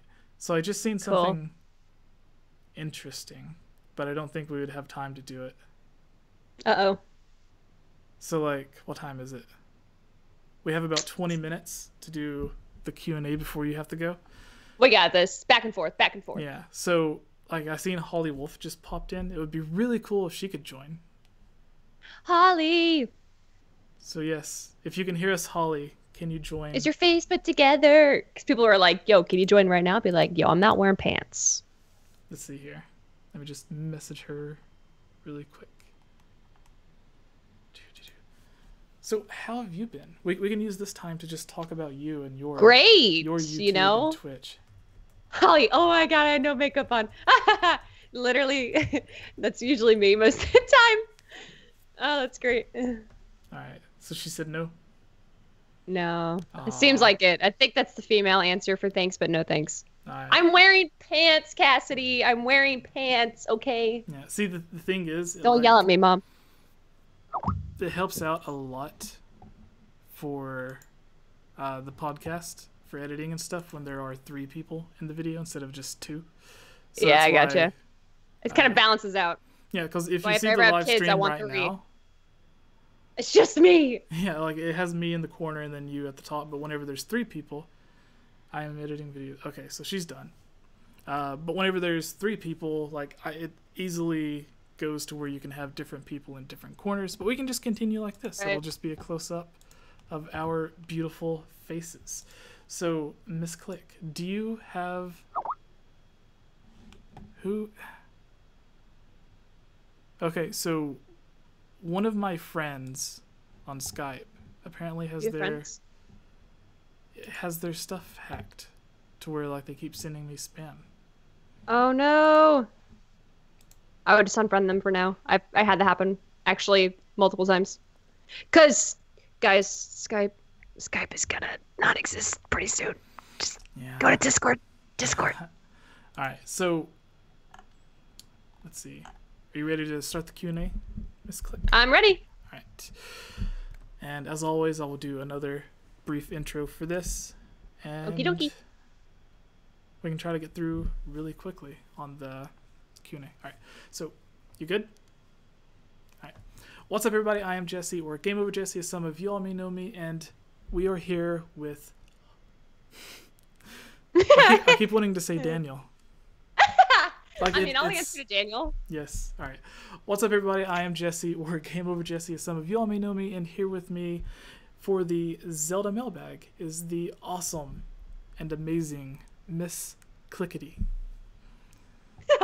Miss Clickety. That's Hey. I always joke around and say that. So we are here for the Zelda Mailbag, where we answer questions sent in from viewers like yourself. They don't necessarily have to be Zelda related. They could be Nintendo, gaming, in general. Whatever questions you may have, we will go through and answer them. But sometimes, like this time, we have so many questions we can't get through absolutely every single one of them. So if you would like to have your question guaranteed to be featured on the podcast and have your name shouted out and your question read and answered by myself, Daniel, who isn't here, Miss Click, or any of the other awesome guests that we have on every week, because we try to have a different guest every single week, you can go to patreon.com/GameOverJesse, and just for $1, you can have your question guaranteed to be featured on the show. But not only do you get that, you get a lot of other cool stuff that you can check out while you're there. At certain tiers, you can even be a guest on the podcast like we've had before. Yeah. So if you've ever wanted to be on a video with one of your favorite YouTube channels, not that that would be me, but you can do it. Head over to Patreon. And you have your own Patreon as well, don't you, Miss Click? Do you? Yes? No? I do. Yes. And what kind of stuff can people get from your Patreon? We have a lot of cool, actually, like hangouts. We do video calls. We do polls for what direction you want to see the channel going as well. And currently, we are starting the cosplay journey once again. So I'm finally getting back into my costume making. So it's very exciting. So yeah, you'll be getting cosplay stuff. So previously, we had Spawnwave, or John from Spawnwave. But he had to leave before we got to the mailbag. But he was on for all of the news, so please go and check that out if you're a fan with him. This is just a one-on-one with Miss Click and I. But we also have a lot of awesome people in the chat watching live, which we will try to end the podcast with a couple of questions from the people in the chat. So you're not left out as well. These questions are all curated from Twitter, YouTube, Discord, and Patreon. So again, so many questions, so short time. But our first question comes from our Patreon supporter, Ashley, who asks, Miss Click, Spawnwave, Game Over Jesse, who do you think is the best champion, and why is it Rivale? Ooh. Ashley. Oh, man. Yeah, so Miss Click, do you want to go ahead and start this? Who's your favorite champion? My favorite champion, it's tough, dude. I want to say Daruk became so much more endearing. I want to say Urbosa because she's like mom and she's just so cool. But I also I think I love Mipha, like her story and like getting to know her more through just everything, like her being an older sister and a daughter and, you know, like a princess all at the same time. I think, to me, even though it's tragic, like I think Mipha is my favorite. Yeah. I would have to go with Mipha. She was the center of the meme world for a while. I think that was just everyone's favorite. But over time, especially because of the DLC, the relationship that she has with her little brother. Yes, with Sidon. Yeah. Is it Sidon? Sidon? I don't know how to pronounce it. But the relationship she has makes me an even bigger fan of hers. So yeah, I would have to go with Mipha as well. But Ashley, who asked the question originally, everyone knows her in the Discord group as what was it, Rivali's waifu. So Ashley. Yeah, all right. So you can go through this list, misclick, and pick out your question that you would like to answer. But while you do that, I'll go ahead and ask this next question from, let's see here.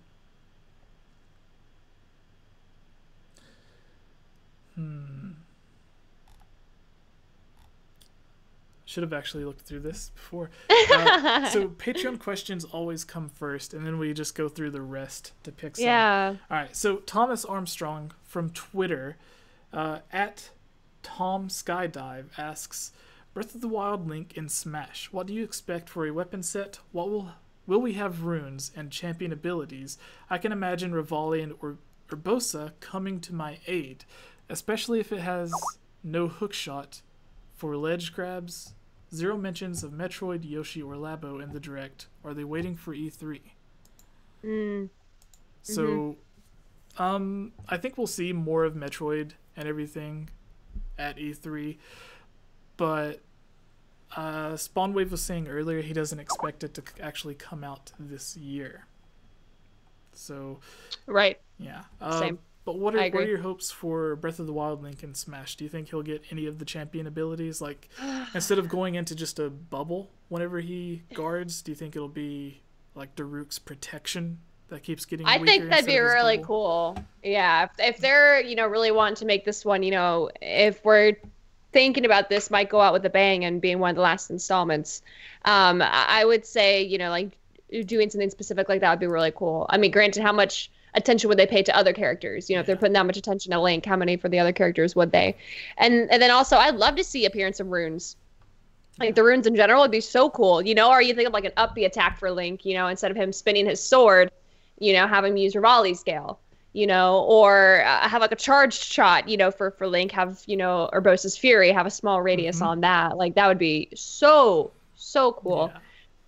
Things like Mipha's Grace, though, might be OP. When you jump up and do the spin attack to do like the second or the third jump, whatever it is, instead of it just being the spin attack, I thought it would be cool if whenever you did that, if they did sort of like Rivali's Gale, to where it's not just like Link does the spin attack, but it's not necessarily the spin attack that lets him do an extra jump. It's Rivali's Gale while he's doing the spin attack that lets him do it. That way they can incorporate those different things. But then it's like Mipha's Grace. I'm not really sure how that would work. Yeah, they might not be able to. Yeah. I mean, it could be like an ult if they were doing a really cool ult. We were talking on my stream the other day, if Link had a new like ultimate smash, like what would he be in? Or talking about like having like the four, Guardians coming in, and then like all the beams come in, just like a center axis point, like how cool would that be? Or like for Ganondorf, to have like his new Ganon form and like shoot a giant laser across the screen, like it'd be really cool. Or Zelda to do like that whole orb thing that she does. Yeah, dude, really cool. Like Smash is one of those you could just totally like imagine your mindsets, and there's no limit. A lot of interesting stuff there. We could definitely talk about it on and on. We talked about Smash Brothers recently as a topic on its own, so you can go to a previous video and watch that if you would like. But we have to get through this as fast as possible. So, Miss Click, do you have any questions that stood out to you? Oh yeah, the one, and this is pretty good to me. Hypersonic06 asked today. He said, in Twilight Princess, after the fight with Ganondorf, Zant snaps Ganon. Or yeah. Okay. Yeah. I don't see any Patreon questions listed on at least my version. It said Zant snapped Ganondorf's neck and then a Twilight Princess. How did he snap his neck? That's under Discord. Sorry. Okay. He added you though. So how did he snap his neck though? That was a good question. Like it was very symbolic. But what do you think? My thought on this is that, and you kind of see this in movies and anime and stuff. Whenever the henchman fails the master gets so disappointed that he just kills him, like a Dragon Ball Z reference, because there's the Goku statue there. During the original first season of Dragon Ball Z, when Goku is fighting Nappa and Vegeta, I think it's Vegeta that actually kills Nappa, if I'm remembering correctly, because Nappa fails and he's like begging Vegeta or something to stop. It's been a while since I watched it, and for failing him, Vegeta just blasts Nappa and kills him, and then everyone else is like really shocked and surprised by it.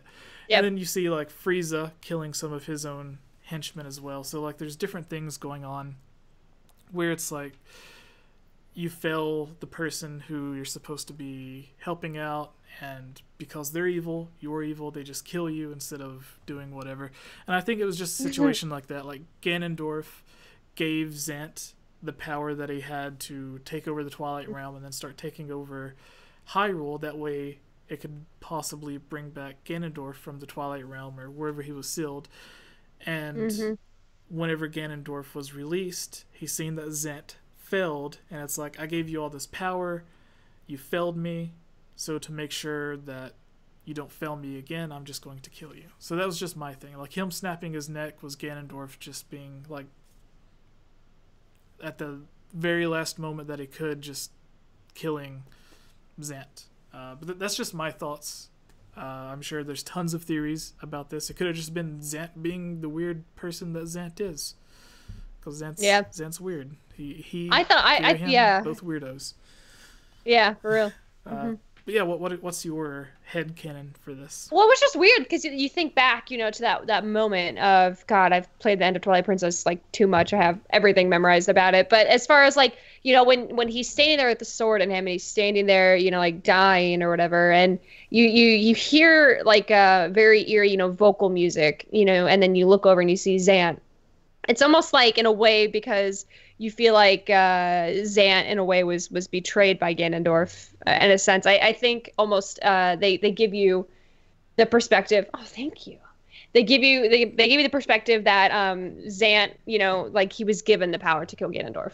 Like instead of just the sword being the one responsible for killing him, I feel like wherever Zant was sent, wherever Midna, killed him, and he like went to when she like ripped him apart. Like, where did he go? I don't know. But wherever he was, I feel like he had dominion to finally be like, you're dead either way, but I'm going to pull the final plug. It's really interesting. It was a really good question when I saw that. I was like, ooh, got me thinking. All right. Well, we have a few minutes left here. So this one comes from Discord as well, I believe. Comes from Delink, who says, Game Over Jesse and King Bergerson. What Zelda game was the most impactful on your life? Like, what type of special meaning did that one Zelda game have on your life that you will remember for a long time? For me, I would say almost each Zelda game that I played comes at a very special moment for me. Ocarina of Time was it and Majora's Mask was there when I was in like elementary school and middle school. Coming home, it was always watch Toonami and then play Nintendo 64.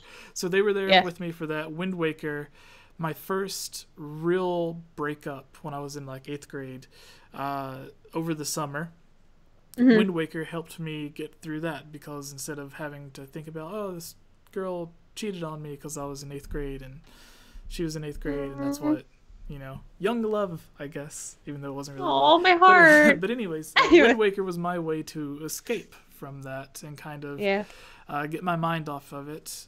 Twilight Princess came at another time when there was some other personal stuff that I won't mention, but it helped me through that. Skyward Sword came when I was like, my first job in the game industry, I put that in quotes, was writing for Zelda website, and it was Skyward Sword, playing through it, and the build up to Skyward Sword was my first introduction to the online Zelda community. And then Breath of the Wild came when, like, because of Breath of the Wild, I've met Miss Click, I've met Gibbs, Ashley, RPG, all the people in the chat, Holly, Daniel, all these awesome, wonderful people. None of them, I would have met none of them or even know they existed, or probably just been like a stalker fan, watching on Twitch. Yeah, so like I would just be with the people is just like watching on Twitch while I'm playing along or something like that. I would have never actually been able to meet them. So all of the Zelda games in one way or another has like helped me through some personal moments. Yeah. But what about you, Miss Click? I'm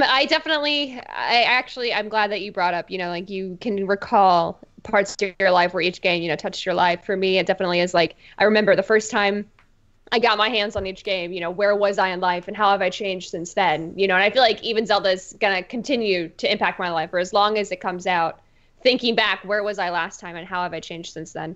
Yeah. But I think for me, the one that's probably changed my life the most, besides Ocarina of Time being my first experience of there are games that aren't just, run and guns, and there aren't just games that are collect the most bananas that you can. It was generally like there's a heart and story behind it. So Ocarina of Time really opened my eyes to a depth of when you complete a game and you're crying because like you see how the world, is like you made it a better place. For me as a kid, it was like you can be that too. You can make that world a better place too. And it might not always seem like it, but good will win.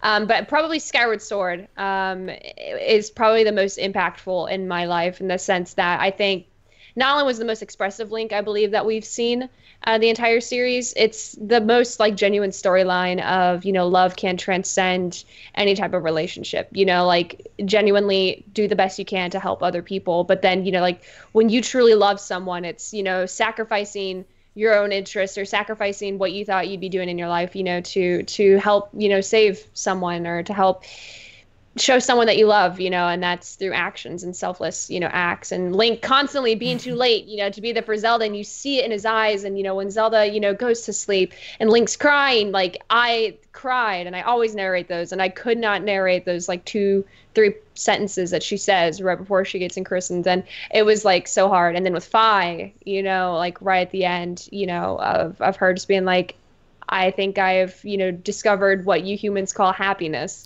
Yeah. It's like, I was not ready for that. So many people, like were so shallow with Fi, and then to see her story arc, I consider her story arc a major like pivot point for me, much like Prince Zuko was in, the Avatar Last Airbender series. So I think for me, Avatar. Skyward Sword. Yeah, I think for me, it definitely was Skyward Sword because it was so deep, despite its bright colors. All right. So. Well, it is now time for the podcast to end, but Miss Click, I ask you, if you have the time, could we do 3 more questions really fast? I'm good with that. So we can get some from the chat for... Yes. There's actually a lot of people that tuned in this time. I think I got up to like 70 or 80 people at one point. Yeah, we're sitting up high. Look at you. So right now there are 50 of you in the chat. Go ahead and give us your questions in the chat. We will pick one more from the list that we already have, and then we will get 2 questions from anyone in the chat. So, Miss Click, go ahead, pick out one more question since you are our guest from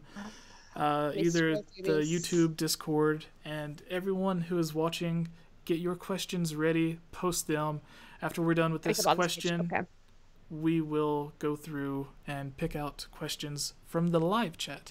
And the people watching the YouTube video, if you comment your questions in the comments below, you will have your questions answered next time. Right. Oh, we'll do this because I know we're wanting to go somewhat quick. Okay. I just pretty much answered it, but it's on the sheet. It's from Key of Time, and this is a Discord question, and it says, "Who are your favorite companion characters in Zelda lore?" Patreon supporter as well. So yeah, Key of Time, shout out! Woo! Yes. Your favorite companion characters in Zelda lore, Jesse? Ooh. I want to say Navi. How do you pronounce I say it? Navi. Navi? I say Navi. Because it's supposed to, I think I read it was supposed to be short for navigation because Navi guides you through the game. So the first 4 letters, navigation, Navi. Yeah, so that was, I really liked her. I didn't understand everyone's hate for Navi.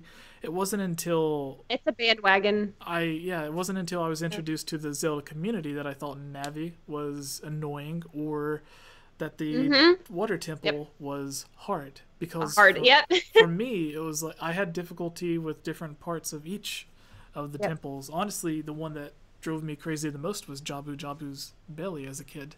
Yes, literally. Yeah. So I think people just hate on Navi because she's a meme. She was a meme before memes, it's the in cool my opinion. thing to do. Yeah. And then there was the episode of Powerpuff Girls that like made it infamous, where the mayor is like playing Zelda and he hits the fairy. Do you know what I'm talking about? Yep. Okay. Yep, I know exactly what you're talking about. Yeah. So that's my question, but I liked all of them. Tattletale from Majora's Mask, the fairy. I like that. It's probably my least favorite.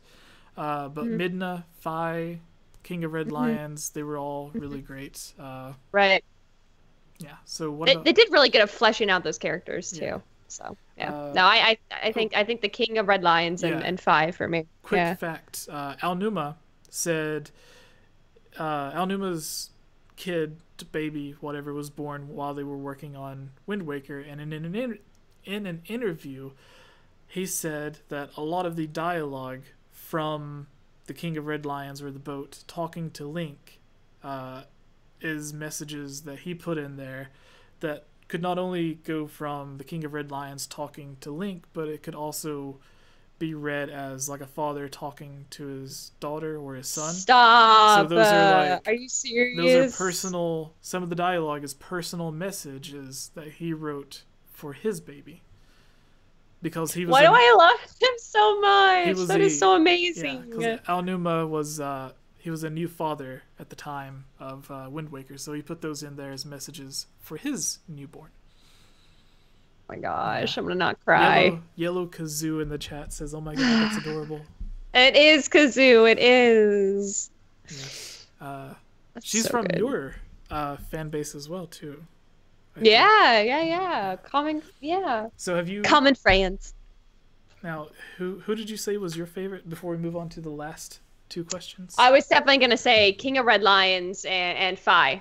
You know, for those two different reasons. Fi's story arc, and wait, what is that? What is that? What? What is that? This. Oh, it's like a Valentine's stuffed animal that you buy. Yeah. It's adorable, Jesse. Yeah, I just had it over there. So, no, I have a bunch of stuffed animals and stuff that my daughter plays with, so I just left it on there. But yeah, did you pick out another question? Since. Oh, that's a specific question to me that Gustavo gave me. Any future cosplay plans for the next convention?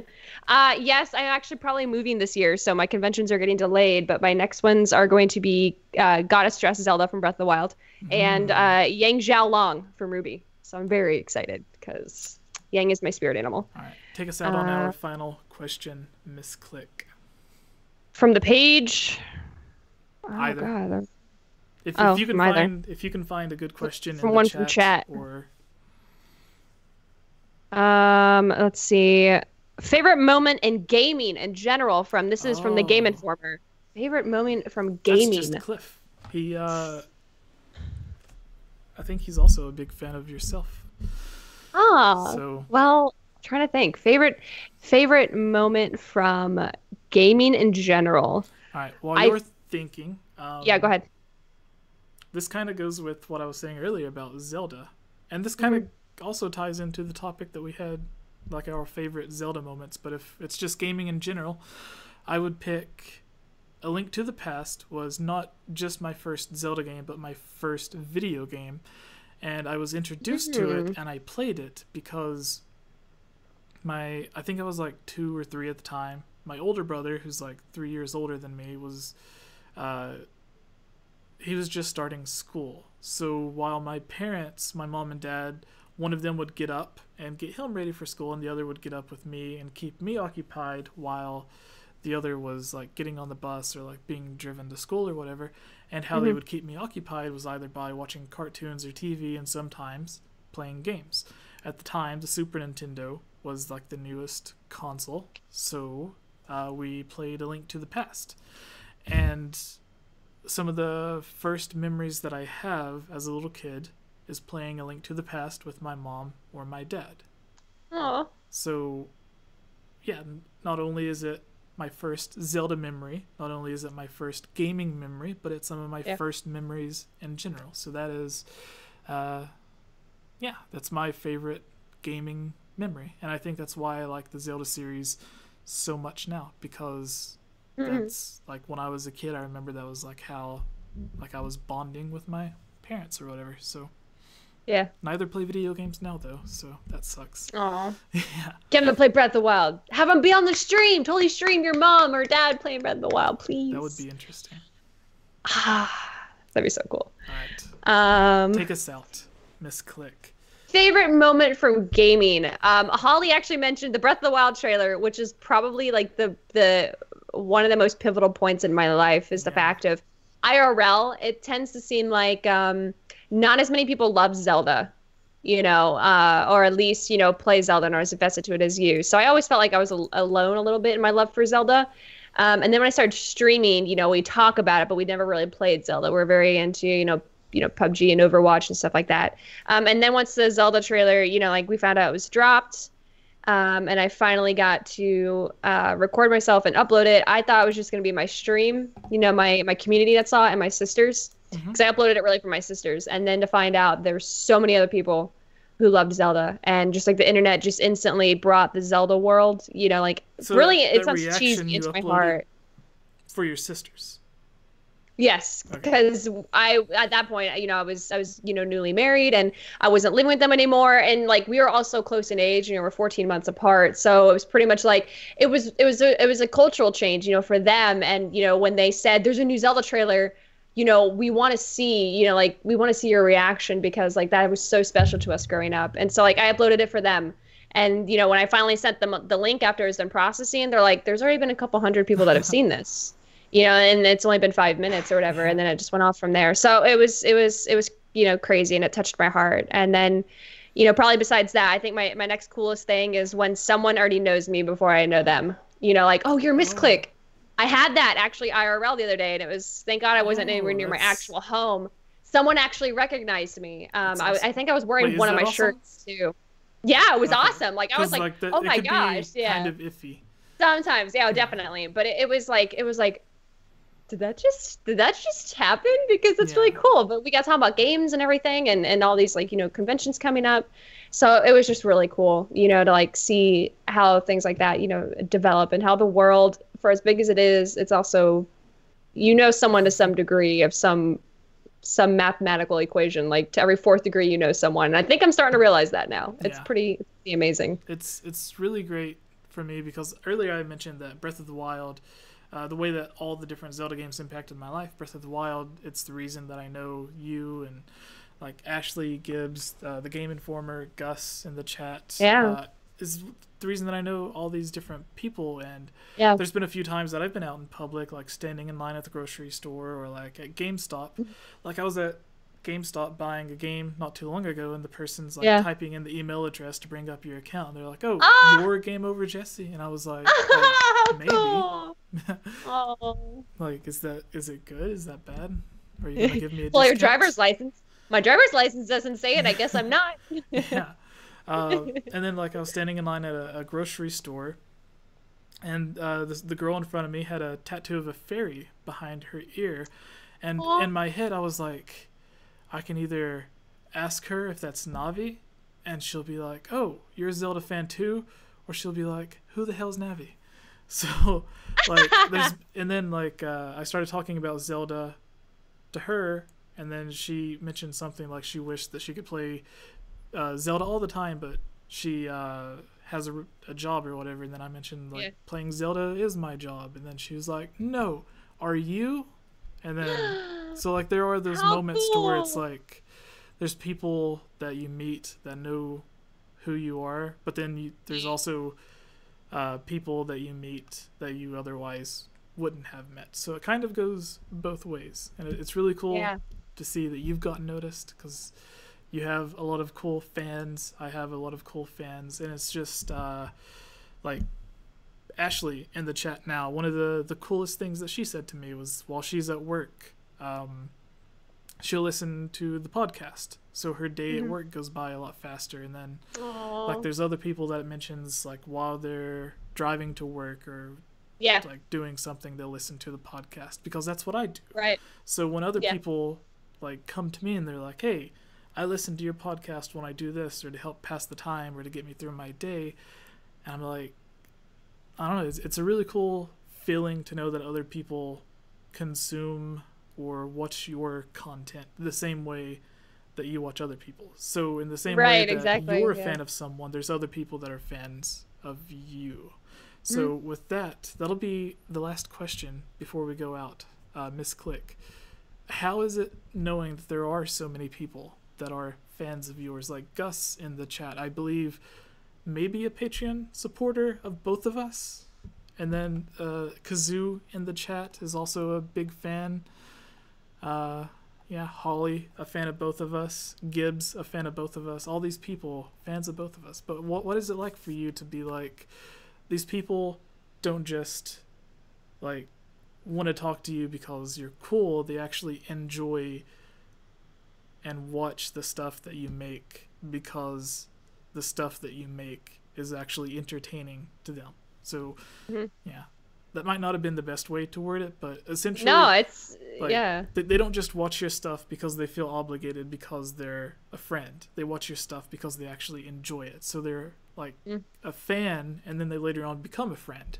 So what is that like for you when people come to you and they're like, hey, I love your streams or your YouTube or your reactions or whatever?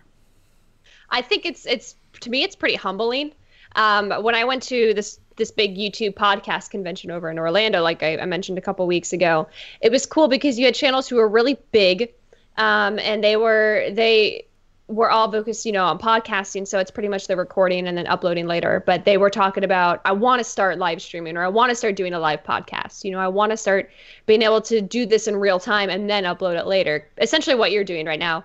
And I was, we were talking about, what would be the benefit of live streaming, for that. And I'm telling you, like, there's a whole like personal connection of live interaction that, you can totally miss out on just editing and uploading versus, like doing it live, because, you're reading people's comments as they come in and you're spending time, or you're in voice chat together, whatever, it is you're doing. You have this connection with people that, you might not necessarily get to have in different forms of work. And it's been really cool because, like I said, in IRL, a lot of times you're friends with people because of proximity. You're friends with them because you go to school together, or you go to church together, or, you're in a sport together or in the choir together or something. Not necessarily by choice. You just tend to get along with them better than the other people around you. And then when it comes to the internet, is you're genuinely friends with them out of choice. You're choosing to spend time because you agree with maybe the games that they like, strictly for the games, or maybe it's you agree with their ideologies, or maybe like certain opinions they have on things. And that's what's cool, is because people, I feel like, can bond in ways totally different than how you could IRL in many different facets. So to me, it's very humbling, very humbling. All right. And so how's your overall experience been with your YouTube and Twitch? Horrible. Absolutely horrible. Never. This is my last one. I'm done, guys. No, I'm kidding. But no, it's been amazing. Like, right. Thinking back to it, and even just from the new people I just have been meeting the last 2-3 days since that reaction video upload stuff that we did. The new Smash so many more reaction. People. Yeah, like so many people. Other people who have had reaction videos. You have new people brought into like compilation videos.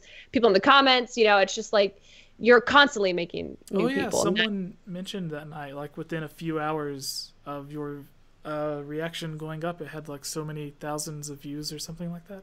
It's doing pretty well right now. Congratulations on that. I just screamed no 1,000,001 times, but I guess it worked. Awesome. All right. Well, Miss Click, thank you for taking the time and coming on the podcast. Let's see here. So this is how stressful this podcast was. I'll try to do this really quick. So originally it was going to be Daniel and I, with Miss Click being the guest. Daniel dropped out a few hours before the podcast. I was like, okay, that's fine. I'll ask ask around. People want to join. I posted on Twitter. A few people messaged me saying they would be interested. None of them ended up working out. Spawn Wave was nice enough to come on for the first half of the podcast. HMK said if he finished working on a video in time, he would join on the latter half. And then there was a few other people that was like a maybe. So it was really stressful. But the podcast ended up being really great. Spawn Wave stayed a little bit longer than he said he would, so it worked out. And we got the one-on-one Q&A with the Miss Click. So thank you. And for everyone who is watching that is like, who is that lovely Zelda lady? Where can we go and check out some of her stuff? Well, I used to go through all my social media. So now I just tell people misclickgaming.com is a website that will always be under construction currently because I'm a perfectionist, but that literally has all my buttons you can click. It's got literally everything: my Facebook, Twitter, Insta, Patreon, my merch site from my specific page, but also for the ambassador that I am for Once Upon a Tea. Everything is there. So just click Once Upon a Tea? What? Yeah, Once Upon a Tea. Have you not heard of them? Oh, you should check them out. Are they you should check them out. Or... Yes, but they do a whole bunch of other things too. Like they also do like comforters and shower curtains and baby infant onesies. They do so much. They do like metal posters. So like really cool. Like if you're wanting like a one on metal, it's really cool. Yeah. See, I had I want to say it was like Redbubble or something like that. Yeah. Some shirt company messaged me, asked if I wanted to be an ambassador for them, and like I launched a shirt for like a week or two, but I always had, and like a few people bought them, but in my head I'm like, who would wear a shirt that said my name or the YouTube? Like no one wants to buy a shirt that has what? I'd wear one on it. Yeah. So Holly, I want a shower curtain with Miss Click on it. Ooh, girl, I'm on a shower curtain. Yes. I'll protect you. Get Miss Click on your shower curtain. Keep your floors dry. All right, Miss Click, thank you. I don't think that's what shower curtains do, Jesse. Oh, wait. Yes, they do. Never mind. Yeah, because it keeps the water from Never mind. on the floor. Never mind. Yeah, I see what you're trying to say. I was like, that's what towels do, but I got you. Yeah. All right. Well, thank you, Miss Click. Everyone, please head over, check out Spawn Wave, who was here earlier. Check out Miss Click Gaming. And with that, I guess we're out. Remember to leave your questions for the next podcast and give Miss Click a huge thank you. Go over, no matter when you watch this video, whether it's as soon as it uploads, a week from now, a year from now, go to Miss Click on Twitter and tell her thank you for being awesome. What? No, don't do it to me. Do it to Jesse. No, because like if it wasn't for you and Spawn Wave, the podcast would have been non-existent. It would have just been me talking to the purple bug back there, the pink bug. All right. Aww. So, bye everybody. Thank you for watching. Bye guys. Have a great night. All right. Stop.